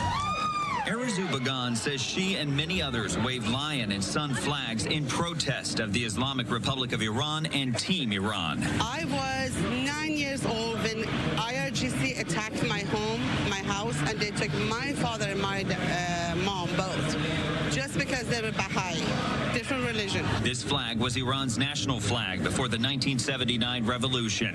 FIFA will not allow these flags inside Seattle Stadium, citing its stadium code of conduct, only the current flag. As the world watches Team Iran and Team Egypt on a global stage in Seattle, they say the people of Iran should not be confused with the current regime. People respond to the call from Prince Reza Pahlavi, our only alternative. They came out, millions and millions, so brave, with knowing that they are going to be shot. Carla Motashmi says events like the World Cup also shouldn't be used to legitimize the Islamic Republic's policies. I do feel for the players. If they do not support the regime, they can't say anything. They can't do anything. They're caught. This Pride Match Day, the anti-regime message resonates even louder, given that both Iran and Egypt outlaw being LGBTQ. Their football associations objected to any Pride-related events. I can't believe that if you come out in Iran that you're sentenced to death, that it's a death sentence. So it's very important to me to show that the Iranian people, the people, believe in you. They say too many lives have already been lost. I've got nothing but hope right now. It is the one thing that I have to hold on to. In a country in crisis. And so many people here are wearing and carrying their message. They say that lion and sun flag symbolizes their ongoing fight. In Pioneer Square, Dan Griffin, Fox 13 News. Tonight, Tacoma police need your help to find this missing man who may have fallen victim to foul play. All right, we wanted to listen into the portion of Fox 13 Seattle's newscast where they were talking about the World Cup.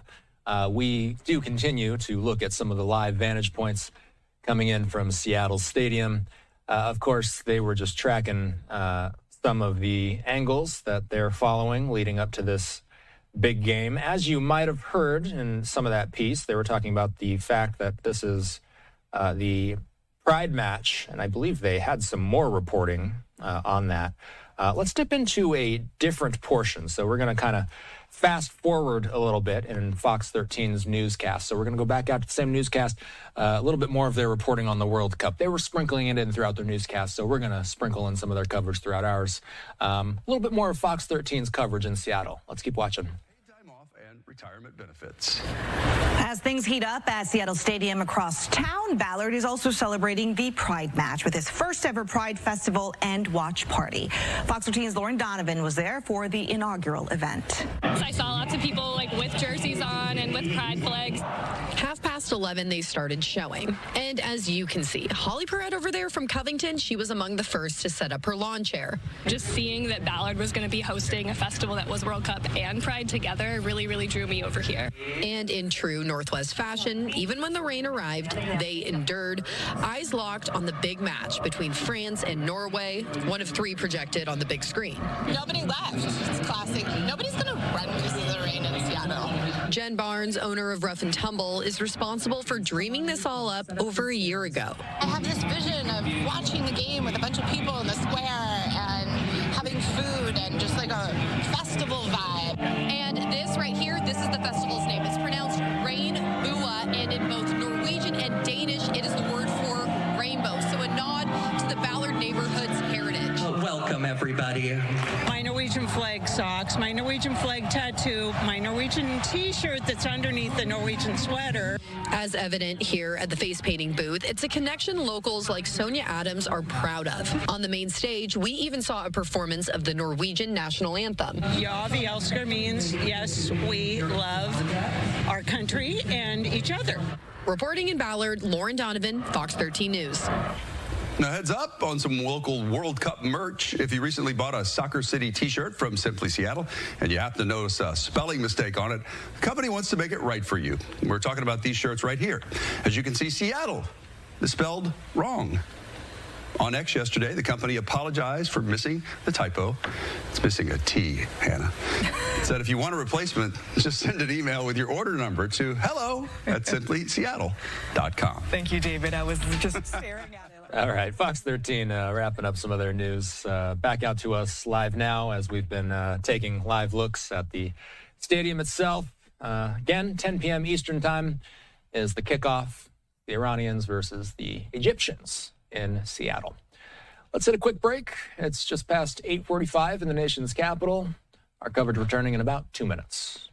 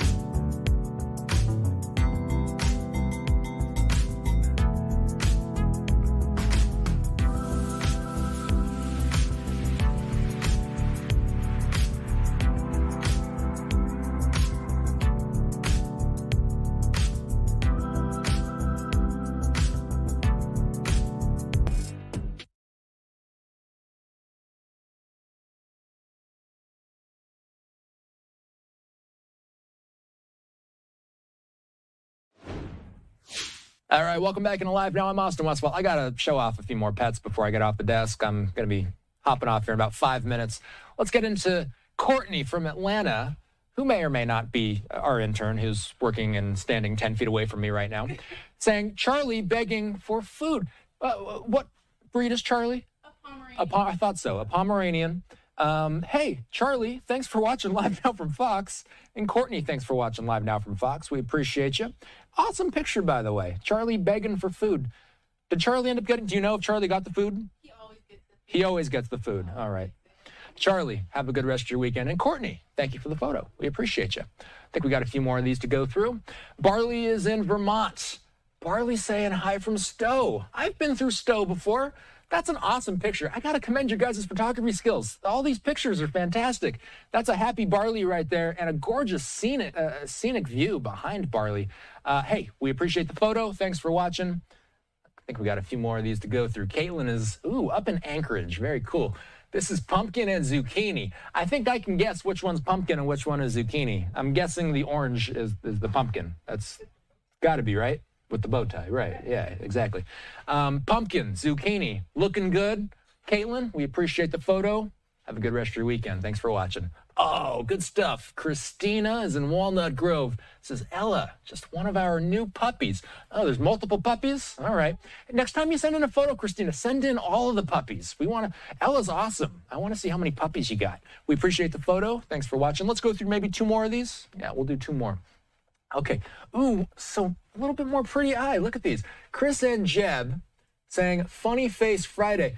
I gotta say, I appreciate, I loved to take pictures of my dog when he was like mid-yawn, and this is like another version of that. Like mid, I don't know, licking his nose or something like that, licking the lips, yeah.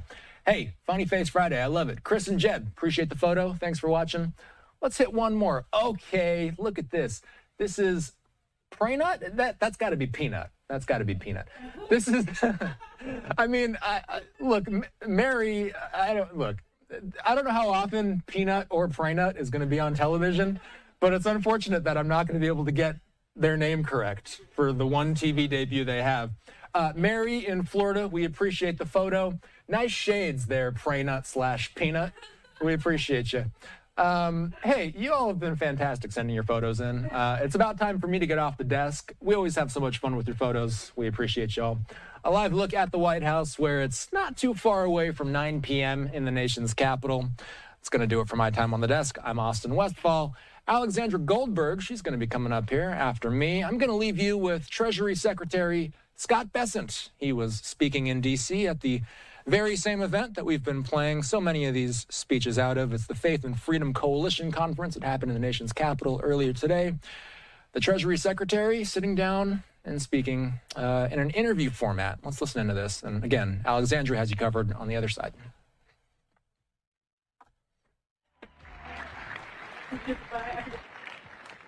Well, Mr. Secretary, we had our good mutual friend Dave McCormick here a little earlier, who was once head of one of the biggest hedge funds in the world, and also an undersecretary of Treasury. That's right. Good point.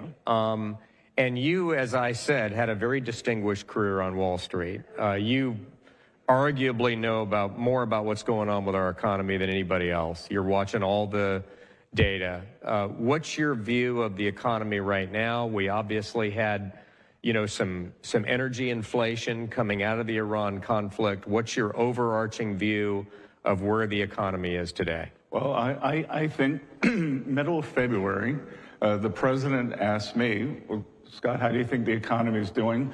And I said, sir, I think we're growing at 4%. I think inflation is going to be back to target in July. And President Trump is constantly calibrating. And I think he thought because we had a strong economy, because he had made us energy independent, because we were resilient, then and also we had to go in Iran because they were 2 weeks away, if they wanted, from a nuclear weapon, that we're very strong. We had this 6 weeks of fighting, 90 days total. And now I think we're coming out on the other side, and the U.S. economy has been the most resilient in the world. And the employment numbers for the past 3 months have been gangbusters against all the surveys. And gasoline is going to come back down. This is a energy-induced inflation, and we are actually lower now than we were on February 27th in crude oil markets.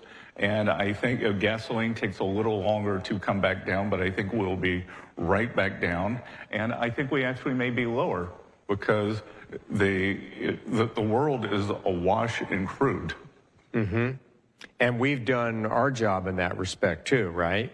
We have. I tell you, I was at the Petroleum Club of Houston 3 weeks ago, and I can't tell you just the difference being in Texas, being in New York. I was in New York, and Petroleum Club of Houston, they say the Pledge of Allegiance. There's a prayer before the meeting, and then you get to speak. They don't do that in New York. and people are voting with their feet. People are voting with their feet.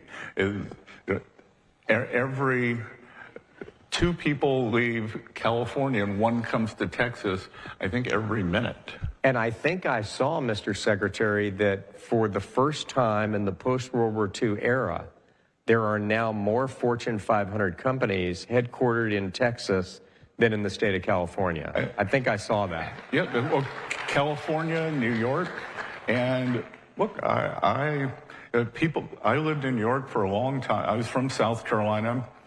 They went to school in the Northeast. Thank you, in South Carolina. Went to school in the Northeast, and then lived in New York for many years. And people say, "Do you miss New York?" And I said, "Well, I miss the New York I lived in. Like the New York I lived in, I got there." David Dinkins, who was a very nice man, but not a very good mayor, was the mayor. It was kind of Calcutta without the cows. And then Rudy Giuliani, Mike Bloomberg came in, and the place was just humming. And you see how leadership matters. Bill de Blasio came in, and I didn't think there could be anyone worse than Comrade de Blasio, and now we've got it. And we've now done it. And now we've got it. And I've got to hand it to President Trump that I went to the meeting with Mayor Mondami, and President Trump looked at him, and this was after he'd won, so December, and he looked at him and said, "You're the leader of the Democratic Party." So Donald Trump predicted what's going on back in December. Right then. And what's happened now is everyone says, well, these are extreme ideas. They're mainstream now. They are the mainstream of the Democratic Party. Yeah, there's no question about it. I was on the phone with Senator Collins of Maine yesterday. Yeah. And I'm not allowed to comment on other candidates, but just like her temperament and the policies that it's a stark contrast. Yes. And speaking of stark contrast, you gave a great speech this week to the New York Economic Club, which I believe you were a member of for many years. And you taught.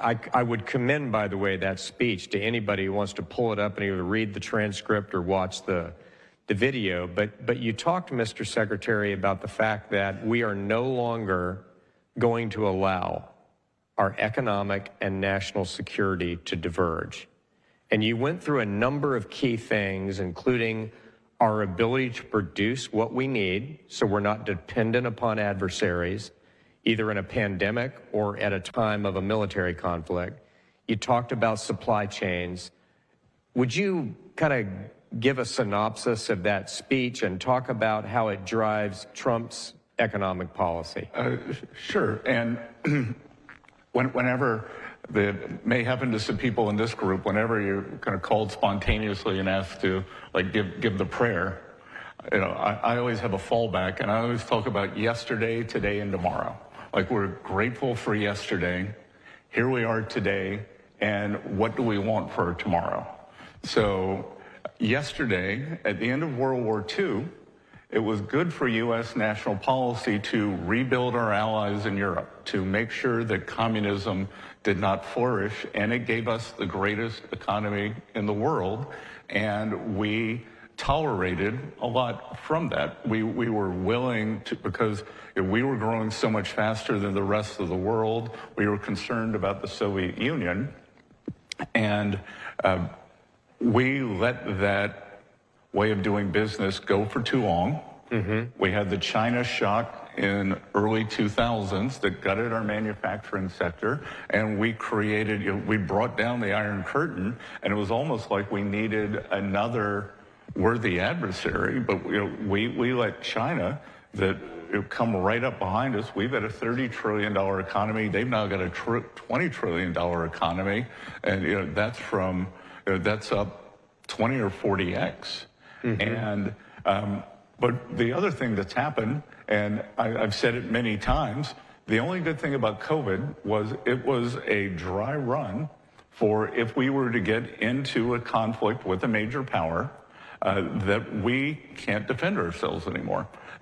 It was a wake-up call, and I don't understand why the Biden administration didn't do anything, because there were a couple of very smart people in there. And there were? Well, a couple. Do you have any names? A couple is two. And they, look, we've had more cabinet meetings in a year than they did all 4 years. So yeah. There was, it was kind of vanilla chocolate was the decision President Biden made. But we, but we let our national interests get away from us, and like in this era of free trade, we decided. Mike Pence and I think Vice President Pence is a patriot, but he was describing like the old world of unfettered free trade, where our manufacturing base left, the middle part of the country got hollowed out. And I just said, Mr. Vice President, we can't tell people, like, let them eat flat screens. I think people would rather have their communities back, they'd rather have the dignity of work than cheap gadgets. And the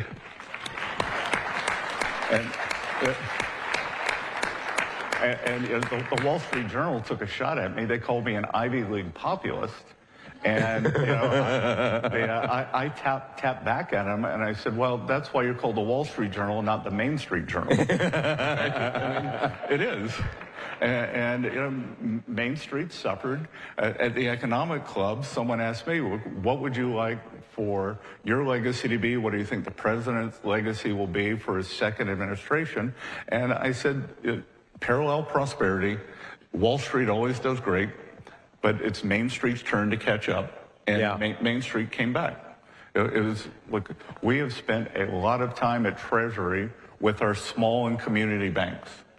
Elizabeth Warren is always, oh, well, I'm afraid of a bank going under. Well, it's Senator, you put 45% of the small banks in America under. The financial regulations from 2008, 2009, it was too big to fail, but they became too small to succeed. Yeah. And, our Main Street and small banks, they finance small business. They finance agriculture. They finance the real estate, community real estate loans. And we're trying to bring those back. So, it's, again, stock market can do great, but it is time for Main Street to do better. Now, as you know, we're celebrating this week the 1-year anniversary of the signing of the Working Families Tax Cut. We brought the corporate rates down. We accelerated depreciation for investment. We have the Trump accounts, expansion of the child tax credit, standard deduction, no tax on tips, reduced taxes on Social Security benefits and for seniors. It's now been in place for a year. What impact is that having on working families, on small businesses, on job creation, and on the larger economy? Look, I think there's something here for everyone too, and there are also the private education funding too. Yes, school choice. School choice, and blue states aren't taking it because the teachers' unions have the dagger up to their throat. And this is crazy because when you alluded to, I have a little fun when I go for my congressional hearings, and there's one very impassioned congresswoman who said, well, this could be used for a racist private school or this, and I said, your state's not taking it, and it doesn't have to be used for a school. It could be, if you're in a blue state and your child's in public school, you can use it for tutoring, you can use it for special needs children, you can use it for school trips, but they don't want it.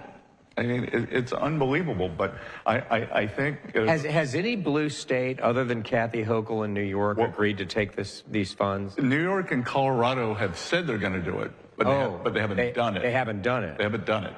So, and remember, I think the governor of Colorado is like one of the 20 potential Democratic presidential candidates. So he's, but yeah, I think that the one big beautiful bill, the working families tax cut, that was this incredible barbell.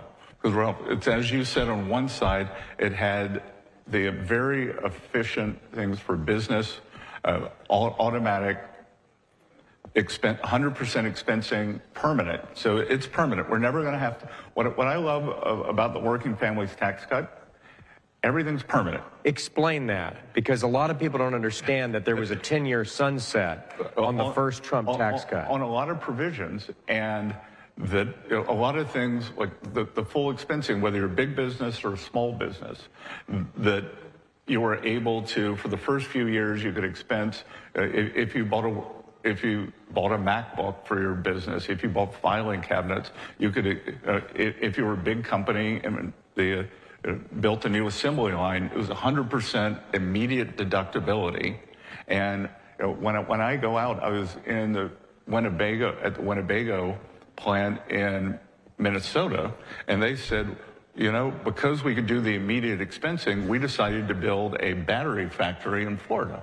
It made it worth it. So we're seeing a CapEx boom with 17% pickup in CapEx, and I think that's a combination of the tariff policy and the tax policy. So you've got this very pro-business policy over here. I was in my hometown, Charleston, South Carolina, and Boeing has their second location there, and they're doing a 50% expansion for the Dreamliners. So that is 3,000 construction jobs that are going to turn into 1,000 great high-paying factory jobs. Then on the other side, you have the president's signature policies, and not everybody on our side of the aisle was in favor of all of these. Well, we don't know if it's good economic policy, but the president knew that it was great for the American workers. All right, you're listening in there to Treasury Secretary Scott Bessent speaking at a Faith and Freedom Coalition event in Washington, D.C. Hello, everyone. You're watching live now from Fox. My name is Alexandra Goldberg. It's a pleasure to be with you on this Friday night. Now, our newscast turns to some more news in the Middle East, taking a live look here at a simulation of the Strait of Hormuz. This is courtesy to us marine traffic as the U.S. struck Iran today to respond to a drone attack on a cargo ship in the Strait of Hormuz a day earlier. President Donald Trump had said attacking the ship violated the ceasefire. U.S. Central Command said the military struck missile and drone locations in coastal radar sites in Iran. Now, the strikes come shortly after the president told reporters, quote, "You'll find out whether the U.S. would respond to the drone attack." Taking a look here at Jennifer Griffin, who is a Fox News correspondent, saying new details about those U.S. airstrikes targeting Iran tonight. According to a senior U.S. official, 4 targets were struck, 6 U.S. aircraft involved in strikes. Targets were along the Iranian coast bordering the Strait of Hormuz in Keshem Island. All right, we have much more on the Middle East to come. Coming up after this quick 2-minute break, we're talking about the Lebanon and Israel Framework Agreement. We'll be back in 2 minutes.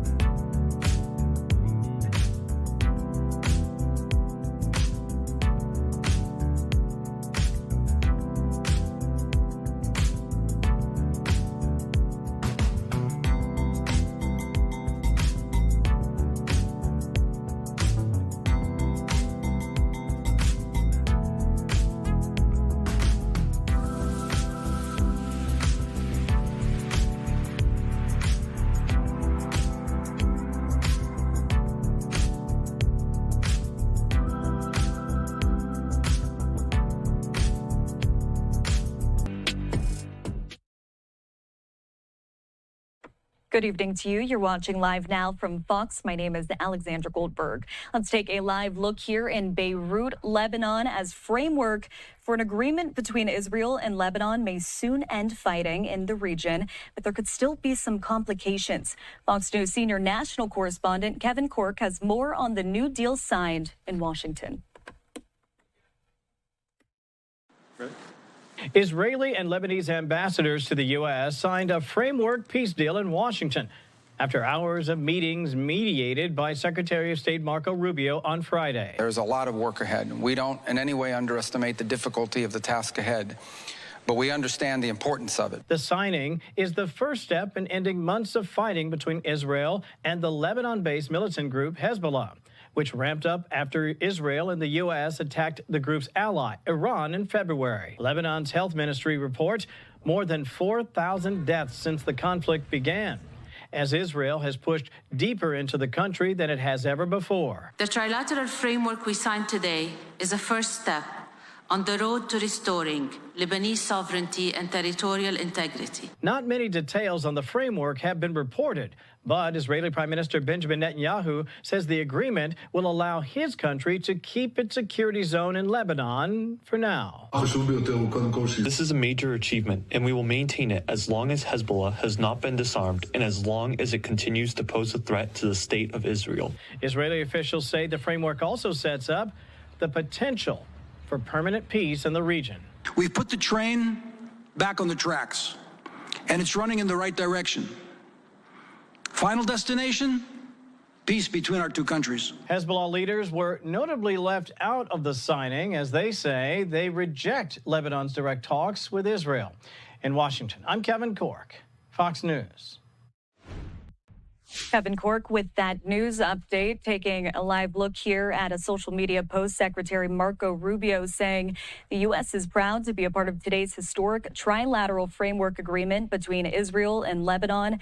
There's more work to be done, but we're taking meaningful steps towards a future of peace, prosperity, and mutual coexistence. Now, of course, we did hear from Marco Rubio today, member of the president's cabinet, who says this is the first step towards peace between Israel and the proxy militia group Hezbollah. Secretary Rubio was joined by ambassadors from both Israel and Lebanon to announce a framework agreement as a road to peace between the two countries. Joining us now is David Dowd, senior fellow at the Foundation for Defense of Democracies. And David, what's outlined in this framework? Well, thank you for having me on. Basically, what the deal is supposed to do is create a basis for Israeli withdrawal from Lebanon, eventual Israeli withdrawal from Lebanon, concurrent with LAF deployment through South Lebanon, and alongside that, the ostensible disarmament of Hezbollah and all armed groups throughout Lebanon. Now, on its face, this seems to be a great deal, but the problem is this isn't. There's nothing in the content of the deal that's particularly novel. If we compare it with, say, Resolution 1559, which demanded the disarmament of all armed groups in Lebanon, Resolution 1701, which was passed after the second Lebanon, or adopted by the Security Council rather, after the second Lebanon war, the 2006 Israel-Hezbollah war, which also demanded that Lebanon assume control over all of its territory, seal all of its borders, prevent Hezbollah's regeneration, and disarm Hezbollah ultimately, even though it didn't name the group by name, and the November 27, 2024 ceasefire, which likewise recalled Resolution 1701 and made similar demands upon Lebanon. The problem is that the enforcement, despite all of these deals being good law, the enforcement fell upon Lebanon, and Lebanon simply failed to live up to its obligations. The one saving grace here, though, is the potential for the pilot zones, these areas where Israel is supposed to withdraw, maybe temporarily, we'll see, hand over to the LAF, the Lebanese Armed Forces, to see if they will actually do what they're supposed to do as a precondition to further withdrawal. But again, this will depend. These pilot zones could either become a recipe for success or failure, depending on how committed the United States is to ensuring that Lebanon actually does the job, and not just cosmetically. Good segue to my next question. How do you get Hezbollah to cooperate with this?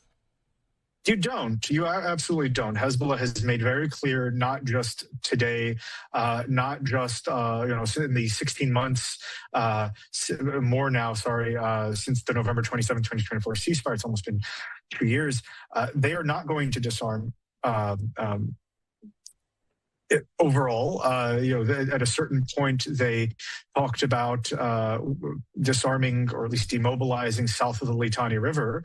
This is shortly after the November 27, 2024 ceasefire. And then you fast forward to July 8th of 2025, where Al-Mayadeen, pro-Hezbollah outlet, asks the Secretary General of Hezbollah, Naim Qassem, well, have you disarmed south of the Litani River? And he says, what is the LAF talking about? What's the Lebanese government talking about? These 500 positions they've allegedly taken over. And he says, they've disarmed what they've seen. Thank God the country is vast. And that's all I'll say. And then you fast forward to January 8th of 2026, where the Lebanese armed forces certified that it had taken operational control of the area south of the Litani River. Again, this area where Hezbollah had said, we will withdraw from this area. You fast forward a few weeks into February, and Naim Qassem says we refuse to certify whether or confirm whether what the LAF is saying is true or not. And you move forward to March 2nd, 2026, where Hezbollah resumed the fighting against Israel. Clearly, they hadn't disarmed. So Hezbollah has said consistently, we will not disarm. They've been willing to take cosmetic action south of the Litani River, but overall, they made it very clear they will never disarm. They will never disarm willingly. The only way to disarm them will have to be coercively. And it does not seem to me that the social conditions in Lebanon have ripened enough for the Lebanese government to be willing to take that action. Right? The Hezbollah's strength isn't just based on its arsenal. It has social support in Lebanon. It is once 100% loyal to Iran, but also 100% Lebanese, and that all of its leadership, its cadres are all Lebanese, and its support base come from Lebanese Shiites for various reasons. And they haven't abandoned the group. And until they do, the government of Lebanon is going to be hesitant to move against the group, lest it risk plunging the country into civil war. Interesting reporting here from the Associated Press. A member of Hezbollah's parliamentary bloc says Hezbollah will not give up its weapons, as we've been discussing. Reading my notes here for a direct quote, that Lebanese authorities, quote, will not be able to enforce the agreement signed in Washington unless they go with American support to civil war, from the same Hezbollah lawmaker. Is there a risk that it escalates to this? I don't think Hezbollah will fire the first shot. I think for them, not because they become pacifists or because they're humanitarians. For them, the threat of civil war is more useful than the actual act of civil war. By threatening civil war, by having civil war hang as a Damocles sword over the head of Lebanese authorities will remain deterred against pursuing any action against Hezbollah. And that's where Hezbollah wants things to remain, where the Lebanese government remains on this track that it has always been committed to when it comes to dealing with Hezbollah's arms, so-called consensus and dialogue, basically sitting down with Hezbollah and talking to them and asking them very nicely, will you disarm? We know how that's going to go. And we've seen indications from President On, Prime Minister Nawaf Salam, since March 2nd, that they're still intending to pursue the dialogue and consensus route rather than the coercive enforcement route. That's where Hezbollah wants Lebanon to remain, because that gives Hezbollah enough room to regenerate if Israeli military pressure and Israeli presence in Lebanon are also ended.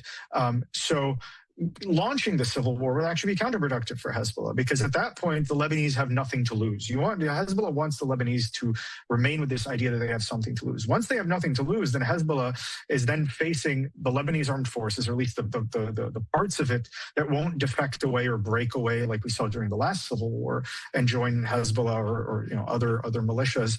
It'll be facing the 70% of Lebanese that don't want Hezbollah to remain armed. And I can't imagine the Israelis in such a situation situation, wouldn't take advantage of Hezbollah being embroiled in a Lebanese civil war to go in and hit the group from the back, so to speak. And I think Hezbollah is aware of this. So they want Lebanon to remain fearful of civil war, deterred by the fear of civil war. But I don't see them firing the first shot again because the fear is enough to give them breathing room to regenerate. Let's turn back now to a discussion on Israel. Has Israel committed to withdrawing from the region if and only if Hezbollah disarms and dismantles? That seems to be what Prime Minister Netanyahu is saying. But let's be honest, this doesn't ultimately end with Jerusalem. Israel is an ally of the United States, but it's a junior ally of the United States. And despite the conspiratorial ravings of certain people, the relationship is very much hierarchical. Right? We are the senior partner. We tell the Israelis where they can go and how far they can go. And what Israel's ability to stay in Lebanon, let's say Lebanon doesn't fulfill its obligations, shirks its duties, and Hezbollah remains armed. Israel's ability to stay in Lebanon to continue pursuing its campaign against Hezbollah through either high intensity means, resuming the war, more low intensity conflict, is going to depend on one thing. It's going to depend on the United States and the United States' desire to see Hezbollah disarmed far more than the United States' desire to reach some kind of modus vivendi with Iran. And Iran is making Israeli withdrawal from Lebanon at the end of Israel's campaign against Hezbollah a critical demand of the continuation of quiet between the United States and Iran. All right, David Dowd, Senior Fellow at the FDD. We appreciate you coming on the show and sharing your insights into this. Thank you for having me on. Of course. All right, here on Live Now from Fox, we still have a lot more to talk about, especially when it comes to updates in the Middle East. We'll have Secretary Rubio right after this 2-minute break.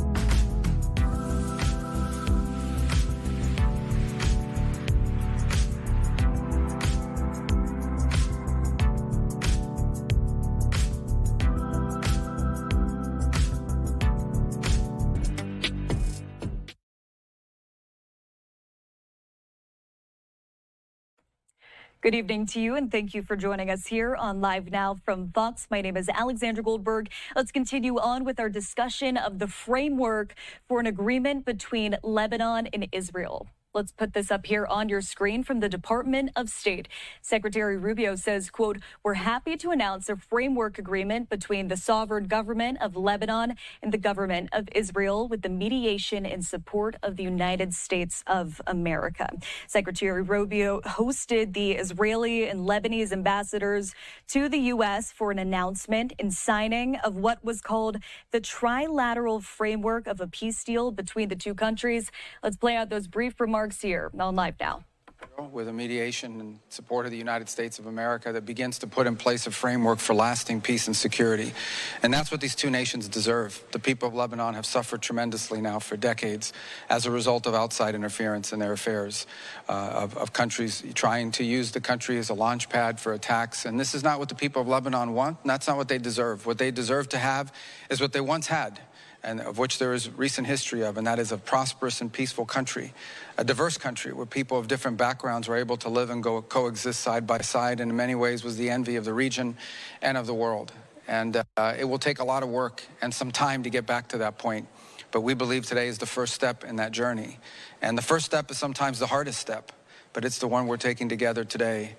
Obviously, the people of Israel deserve to live in peace and security. The people of northern Israel in particular, who have been targeted repeatedly by terrorist attacks launched from the territory of Lebanon, but not by the Lebanese people, not by the Lebanese government, but by an outside actor who has sought to use that territory to target innocent civilians who have been unable to live in these places for a long time. Every time a siren goes off, you have to stop your schoolwork, you have to wake up.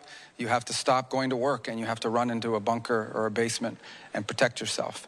So as I said today, as I told all the parties here today, it's the beginning of the beginning. There's a lot of work ahead. We don't in any way underestimate the difficulty of the task ahead, but we understand the importance of it, how vital it is, and we are honored to have played a part in bringing this together. I want to specifically recognize all of the representatives here from both sides. The ambassador from Lebanon to the United States is a phenomenal ambassador who I've known for a while, we even share a common background here in the United States, coming from we have a Florida ties, and so we're very grateful for all the work she's put in. Obviously, Ambassador Leiter and his team and the work they've done here today, everyone, all the team that you see assembled here today, including the support we got from the Department of War in these conversations. Our ambassador to Lebanon has done a great job, and we're so honored he's here with us today. And our team here, led by Dan Holler, our counselor, our team here at the State Department, did a phenomenal job. If people want to see the value of professional diplomatic work and of diplomacy, that's what the team here has put together, and I'm very proud of what we've done here at this department in bringing this about. As I said, today is the first step. This first step sometimes is the hardest one, but it's an important one, and the one we've taken together. And we're very grateful that this has come about, and that the timing is such that all of you could cover it and report it back. And hopefully we'll have many more of these conversations and make real and tangible progress, so that the people of both of these countries can be hopeful about their future, a future of peace, a future of prosperity, a future of mutual coexistence in a way that's beneficial to the men and women and children, including those not yet born, who deserve what all people deserve, and that is the right to live in their country without fear of harm, without fear of war, without fear of conflict. And that's what we hope to be able to facilitate and achieve. And today we've taken the first step in what will be a difficult journey, without a doubt, but an important and an essential and a necessary one. And we're very proud to be a part of it. Thank you for covering it. And now I think we will formalize what our conversations here have been about. Thank you. On behalf of President Aoun and Prime Minister Salam, we would like to thank President Trump, Secretary Rubio, Councillor Holler, Ambassador Issa, and the U.S. government team for hosting and facilitating these historic talks in Washington, D.C.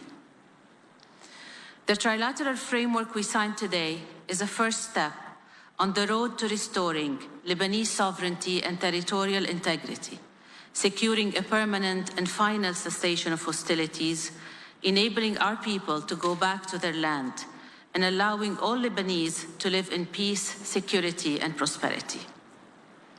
This was a long and difficult meeting. We are grateful to the hosts and to the two delegations for their cooperation during these talks. This milestone was made possible through the leadership of President Aoun, the tenacity of Prime Minister Salam, the resilience of Ambassador Karam, and the patriotism of the Lebanese armed forces. Thank you all so much.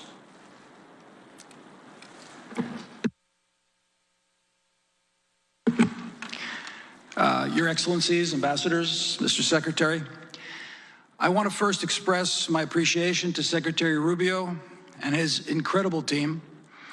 Under his leadership, we've advanced President Trump's vision of peace and security, of peace through strength. We've advanced a historical and important process forward I want to express my deepest appreciation to my colleagues, Dr. Dresden of the NSA, our foreign ministry personnel, our IDF officers, who worked alongside, together with me, under the leadership and guidance of Prime Minister Netanyahu and his team back in Jerusalem. I also want to thank Her Excellency, Ambassador Hamadi, for being a very tough negotiator. You and your team set an example for patriotism to your country. You fight like a lioness, Miss Ambassador. In my opening remarks 4 days ago, I expressed concern that this train was running off the tracks, that Iran and its proxies wanted a train wreck. Well, with a lot of hard work under your leadership, Dan, together with Secretary Rubio and his entire staff, indefatigable team, we've put the train back on the tracks, and it's running in the right direction. Final destination? Peace between our two countries. Real peace, where both countries will live in security, where Israel's and Lebanon's sovereignty will be respected, honored, and protected. In this performance-based trilateral framework agreement, Iran is out, Hezbollah is out, and the road to peace between Israel and Lebanon is in. This would not have been possible without the resilience of the people of Israel, and especially the residents of our northern Galilee, who have remained resolute in the face of Hezbollah terror. And last but not least, I want to thank the real heroes who have made this possible. The men and women of the IDF who selflessly defend Israel, many of whom have given their lives in the battle against Iran and its proxies. I thank God for the privilege of representing the people of Israel and to sign this document on their behalf. This week's Torah portion, the Bible portion, in synagogues all across the world, tells of a false prophet by the name of Bilam, who came to curse, but ended up blessing. May we together turn the curses of war into blessings of peace. God bless Israel. May God bless Lebanon. May God bless the United States of America and all those who pursue peace. Thank you. Ready?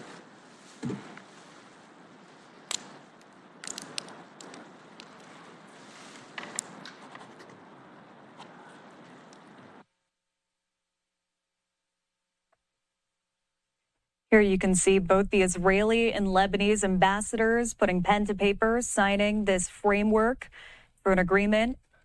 This signing ceremony was organized by the U.S. As you could see, Secretary of State Marco Rubio standing behind them as they sign this framework for an agreement between Israel and Lebanon. Of course, Rubio says that this is the first step towards peace in Israel and between the proxy military group Hezbollah.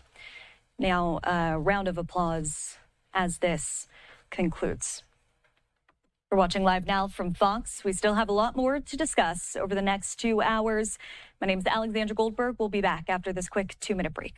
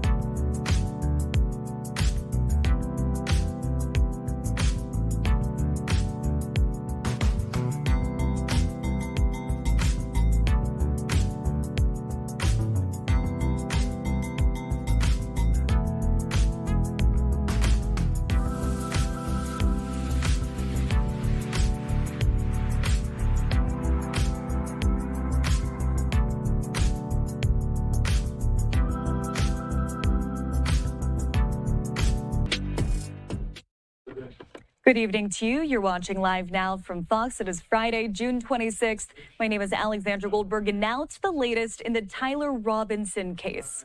Charlie Kirk's accused assassin, Tyler Robinson, can still face the death penalty if convicted. A Utah judge announced his decision while also ruling to hold one of the prosecutors in contempt for violating a pretrial publicity order. Fox News correspondent Rebecca Castor has more on this and what's next in the high-profile case. Court is now in session. In a high-stakes virtual hearing Friday, Utah Judge Tony Graff gave one of the attorneys prosecuting Tyler Robinson a slap on the wrist for violating a pretrial gag order. Deputy Utah County Attorney Christopher Ballard is in civil contempt. The sanction comes after the prosecutor did multiple media interviews about an ATF ballistics report after a court filing by the defense implied the bullet that killed Charlie Kirk did not come from Robinson's rifle. It created a media firestorm, when in actuality, the ballistics test was inconclusive. Media outlets generated highly sensationalized and factually inaccurate headlines. The Daily Mail declared the bullet did not match the rifle. The judge agreed the prosecutor had the right to correct the record, but thought some of his media statements went too far. He told TMZ, quote, "We have ample evidence to demonstrate beyond a reasonable doubt that Tyler Robinson committed this murder, and we will present some of that evidence at the upcoming preliminary hearing." The court finds that his subjective belief regarding these statements was objectively unreasonable. The defense wanted the court to take the death penalty off the table as punishment, but the judge declined. The court finds that striking the death penalty is grossly disproportionate to the misconduct. Instead, the court will expand the jury selection process to ensure a fair trial. Tyler Robinson has not yet entered a plea. It's unclear if he'll do so at the preliminary hearing, which will determine if there's enough evidence to bring him to trial. That begins July 6th. In Washington, Rebecca Castor, Fox News.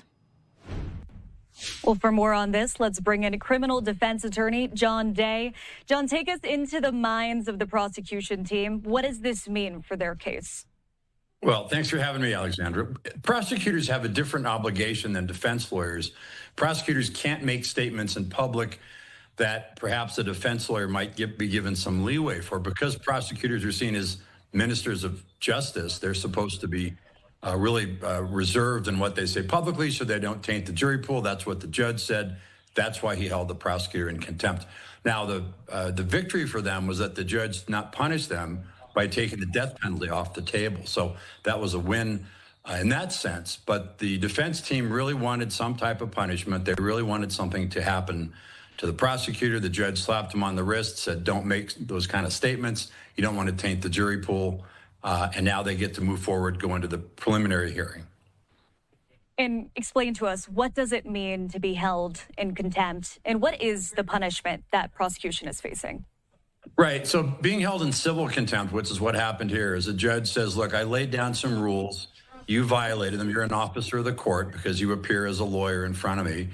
And because you violated them, you're going to get a punishment. Now, there's a criminal contempt where you do something that is essentially in front of the judge, and it's so egregious that the judge can send you to jail. That wasn't what happened here. The judge said we had some very clear rules on basically a gag order, what we said to the media, and the prosecutor crossed the line. Now, the judge said you have a right to say things, to correct statements that are incorrect, but you went too far by trying to convince basically the potential jury pool that you basically had a slam dunk murder conviction, not quite as strong as that. So the judge has the ability to control what lawyers say outside the courtroom. The point of that is to protect the potential jurors from statements that might taint their minds before they go in there. So contempt is a way of punishing lawyers who cross the line. He's not going to jail. He's not paying a huge fine, but he is publicly shamed for a little bit and told don't do that again. Really is a slap on the wrist. We know that Judge Graff denied that request from defense to punish prosecutors for this by throwing out the death penalty in this case. The judge said it would be, quote, grossly disproportionate to the contempt violation. Help us break down what the judge means by this. Right. Well, it was definitely a long shot. The defense was sort of a Hail Mary pass saying, look, Judge, the prosecutor made this statement. It tainted the potential pool of jurors. What you ought to do is punish them. It's sort of literally the death penalty by taking the death penalty off the table. Judge said, I'm not going to go that far. This doesn't warrant that type of a punishment. I've told the prosecutor he crossed the line, and I've been appropriate in what I've instilled here, which is essentially a public spanking of the prosecutor. But there's no way in the world the judge was going to take the death penalty off the table just because the prosecutor made a statement that he probably shouldn't have. The judge also said that he would consider expanding the jury selection process when the case goes to trial. What would changes an expansion of the jury selection process? What would that look like?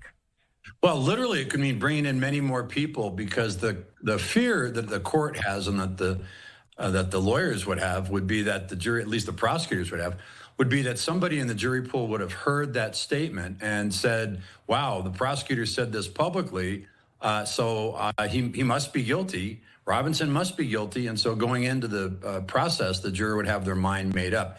The judge is saying, look, we want to make sure we have a jury pool that can, or at least we can pick jurors who are fair, impartial, and whose minds have not been tainted by media coverage that they might have seen outside the courtroom. So the goal is to get a big pool of people who can say, you know what, I don't know much about this case. I didn't see any of the media.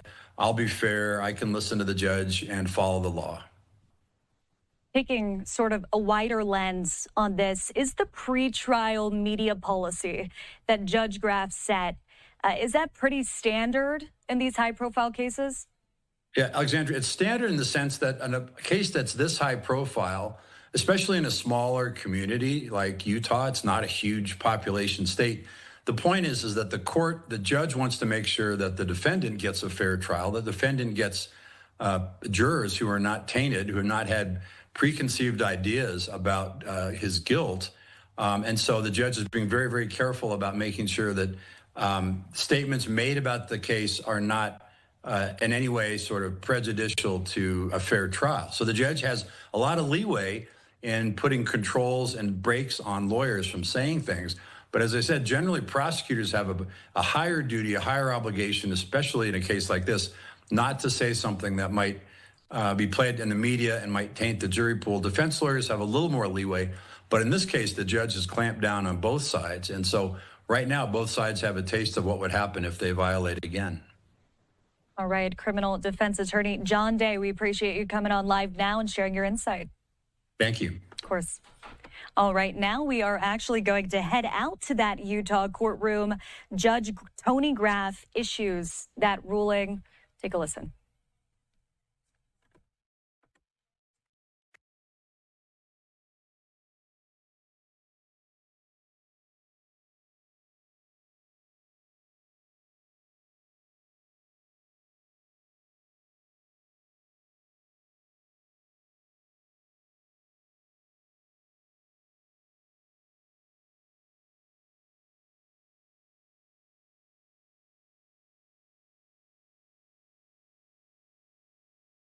Declarations and exhibits submitted by both parties, including defendant's motion, the declaration of counsel, the state's opposition, defendant's reply, the state's opposition to defendant's request to move the death penalty, and defendant's response thereto.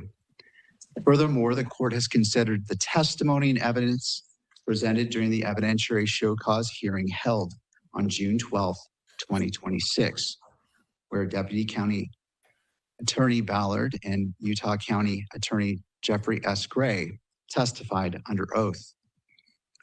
Drawing upon Utah statutory law, the Utah rules of professional conduct, constitutional authority, and persuasive precedent from other jurisdictions, the court issues this ruling in order. The court has independently determined the facts and applied the law to ascertain whether civil contempt has been proven by clear and convincing evidence. This case involves a high-profile capital prosecution of Tyler James Robinson, who was charged with the aggravated murder of Charlie Kirk, a conservative activist, which allegedly occurred at Utah Valley University. Because this case has garnered immense national and international media attention, this court recognized early in the proceedings that pretrial publicity could severely compromise the defendant's right to due process in a fair and impartial jury trial. To protect the fundamental constitutional rights of both defendant and the state, this court, sua sponte, issued a protection order pre-trial and trial publicity on September 16, 2025. The order explicitly stated that lawyers who have participated, who are now participating, or who will yet participate in the investigation or litigation of this case in any way shall abide strictly by Rule 3.6 of the Utah Rules of Professional Conduct. The order further incorporated Rule 3.6A's prohibition against making an extrajudicial statement that the lawyer knows or should reasonably know will be disseminated by means of public communication and will have a substantial likelihood of materially prejudicing an adjudicative proceeding in the matter. Following a motion by the state for clarification regarding the term witness, the court issued an amended order on December 15, 2025, clarifying the scope of the attorney's duties to instruct their respective teams. The present controversy emerged following a public filing by the defense on March 27, 2026. Defendant filed a motion to vacate or continue the preliminary hearing. In that motion, defense counsel characterized a forensic summary report from the Bureau of Alcohol, Tobacco, Firearms, and Explosives, ATF, by stating that the ATF was unable to identify the bullet recovered at the autopsy to the rifle allegedly tied to Mr. Robinson. The actual ATF report concluded that the bullet jacket fragment could not be identified or excluded as having been fired from Exhibit 1 rifle, and that the results of the comparison was inconclusive. The defendant's framing of the ATF report in an unsealed public court filing promptly generated substantial media coverage. On March 30th, 2026, the Daily Mail published an article with the headline, "Bullet used to kill Charlie Kirk did not match rifle allegedly used by suspect Tyler Robinson, new court filing claims." Other news outlets and social media commentators rapidly echoed this narrative, characterizing the ATF report as exculpatory, a bombshell that exonerates Robinson, and evidence that the state's case possessed a fundamental problem. Faced with a rapidly expanding public narrative that falsely suggested that the ATF had affirmatively excluded the defendant's rifle as the murder weapon, Deputy Utah County Attorney Christopher Ballard engaged in several communications with media outlets, including TMZ, USA Today, PolitiFact, and Fox News, between March 31st and April 2nd, 2026. In these communications, Mr. Ballard sought to correct the record regarding the definition of an inconclusive ballistics test.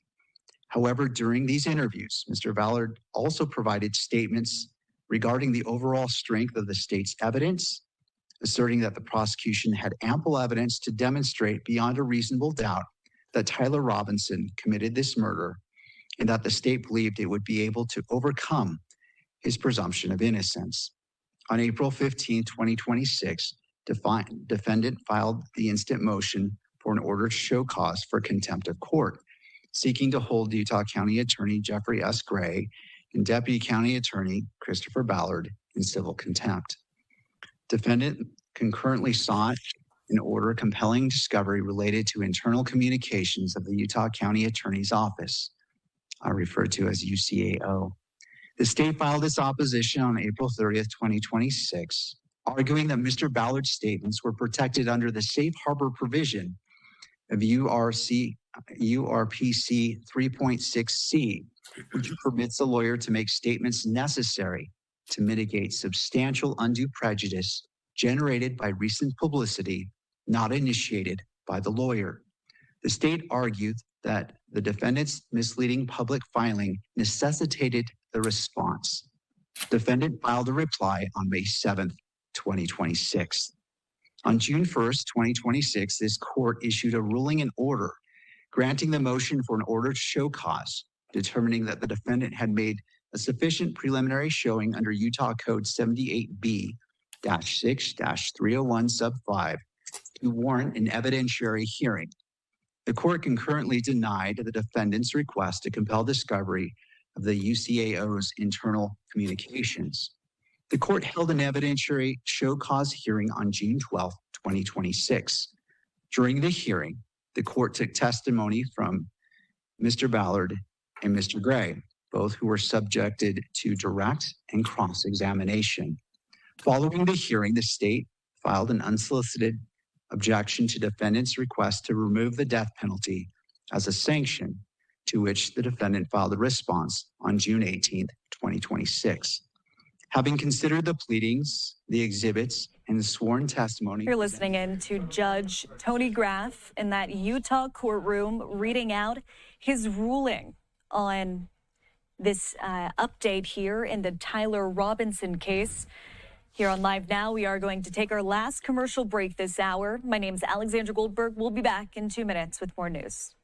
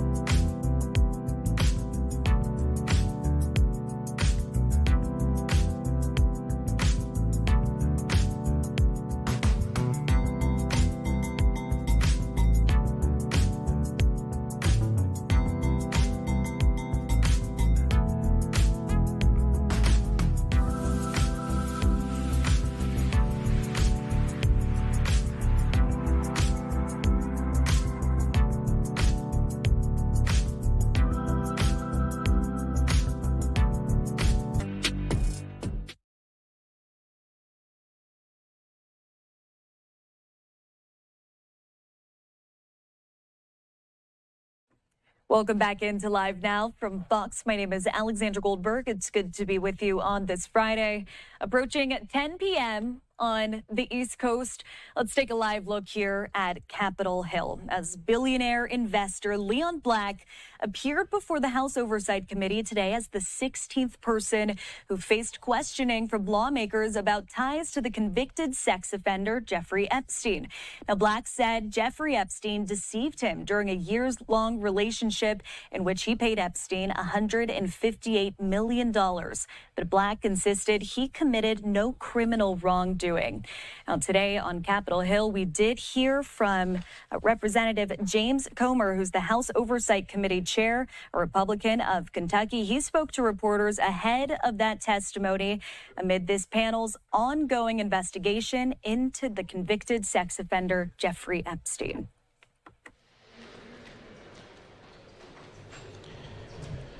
All right. We have concluded our first hour, the majority hour of the deposition with Leon Black. I have just issued 2 subpoenas to Mr. Black, one for all the NDAs that he is party to, and second for a deposition on July 16th. So this is a result of refusing to answer specific questions about the NDAs and the terms. We believe that information is vital to our investigation. I will remind everyone that Mr. Black came in voluntarily, but they are refusing to disclose that. So I have issued the subpoena, and we're handing it to him as we speak. The subpoena is for him to appear again? To appear for a deposition and for the NDAs. And have those officially been sent off?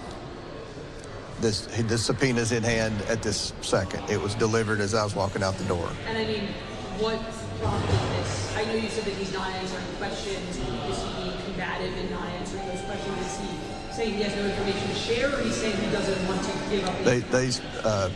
His response was that he wasn't allowed to discuss the terms of the NDAs. The NDAs are between him and other women. We want to know, was Jeffrey Epstein involved in the NDAs? Was he involved in writing? Was he involved in awarding funds to the women for the NDAs? What was the reason for the NDAs? We want to know everything about the NDAs. So that's very important to our investigation. So the subpoenas were issued. We expect to see him back here in a few weeks. I mean, do you kind of get the sense that he will answer those questions under oath? Did he indicate that in any way? Or well, I mean, everyone in America is keeping up with this investigation. I don't think it's any secret that we need that information. We've spoken with certain people about the potential for these NDAs. I'm going to be very careful what I say. We need the NDAs to be able to move forward with the investigation. I'm surprised that they knew what we needed when we came in here. We were hoping we would get it. We didn't. So the subpoena's been issued, and we're serious. We're going to get those NDAs, and he's going to answer questions. Thank you all very much. More questions, Mr. Chairman. You've done a lot of these transfer interviews and depositions. We've covered all of them. We've never seen a situation like this come out in the middle of it because a witness wasn't being forthcoming. Well, there wasn't. That's a very important question in this investigation about the NDAs. And I think we'll be releasing the transcript very soon. He made a statement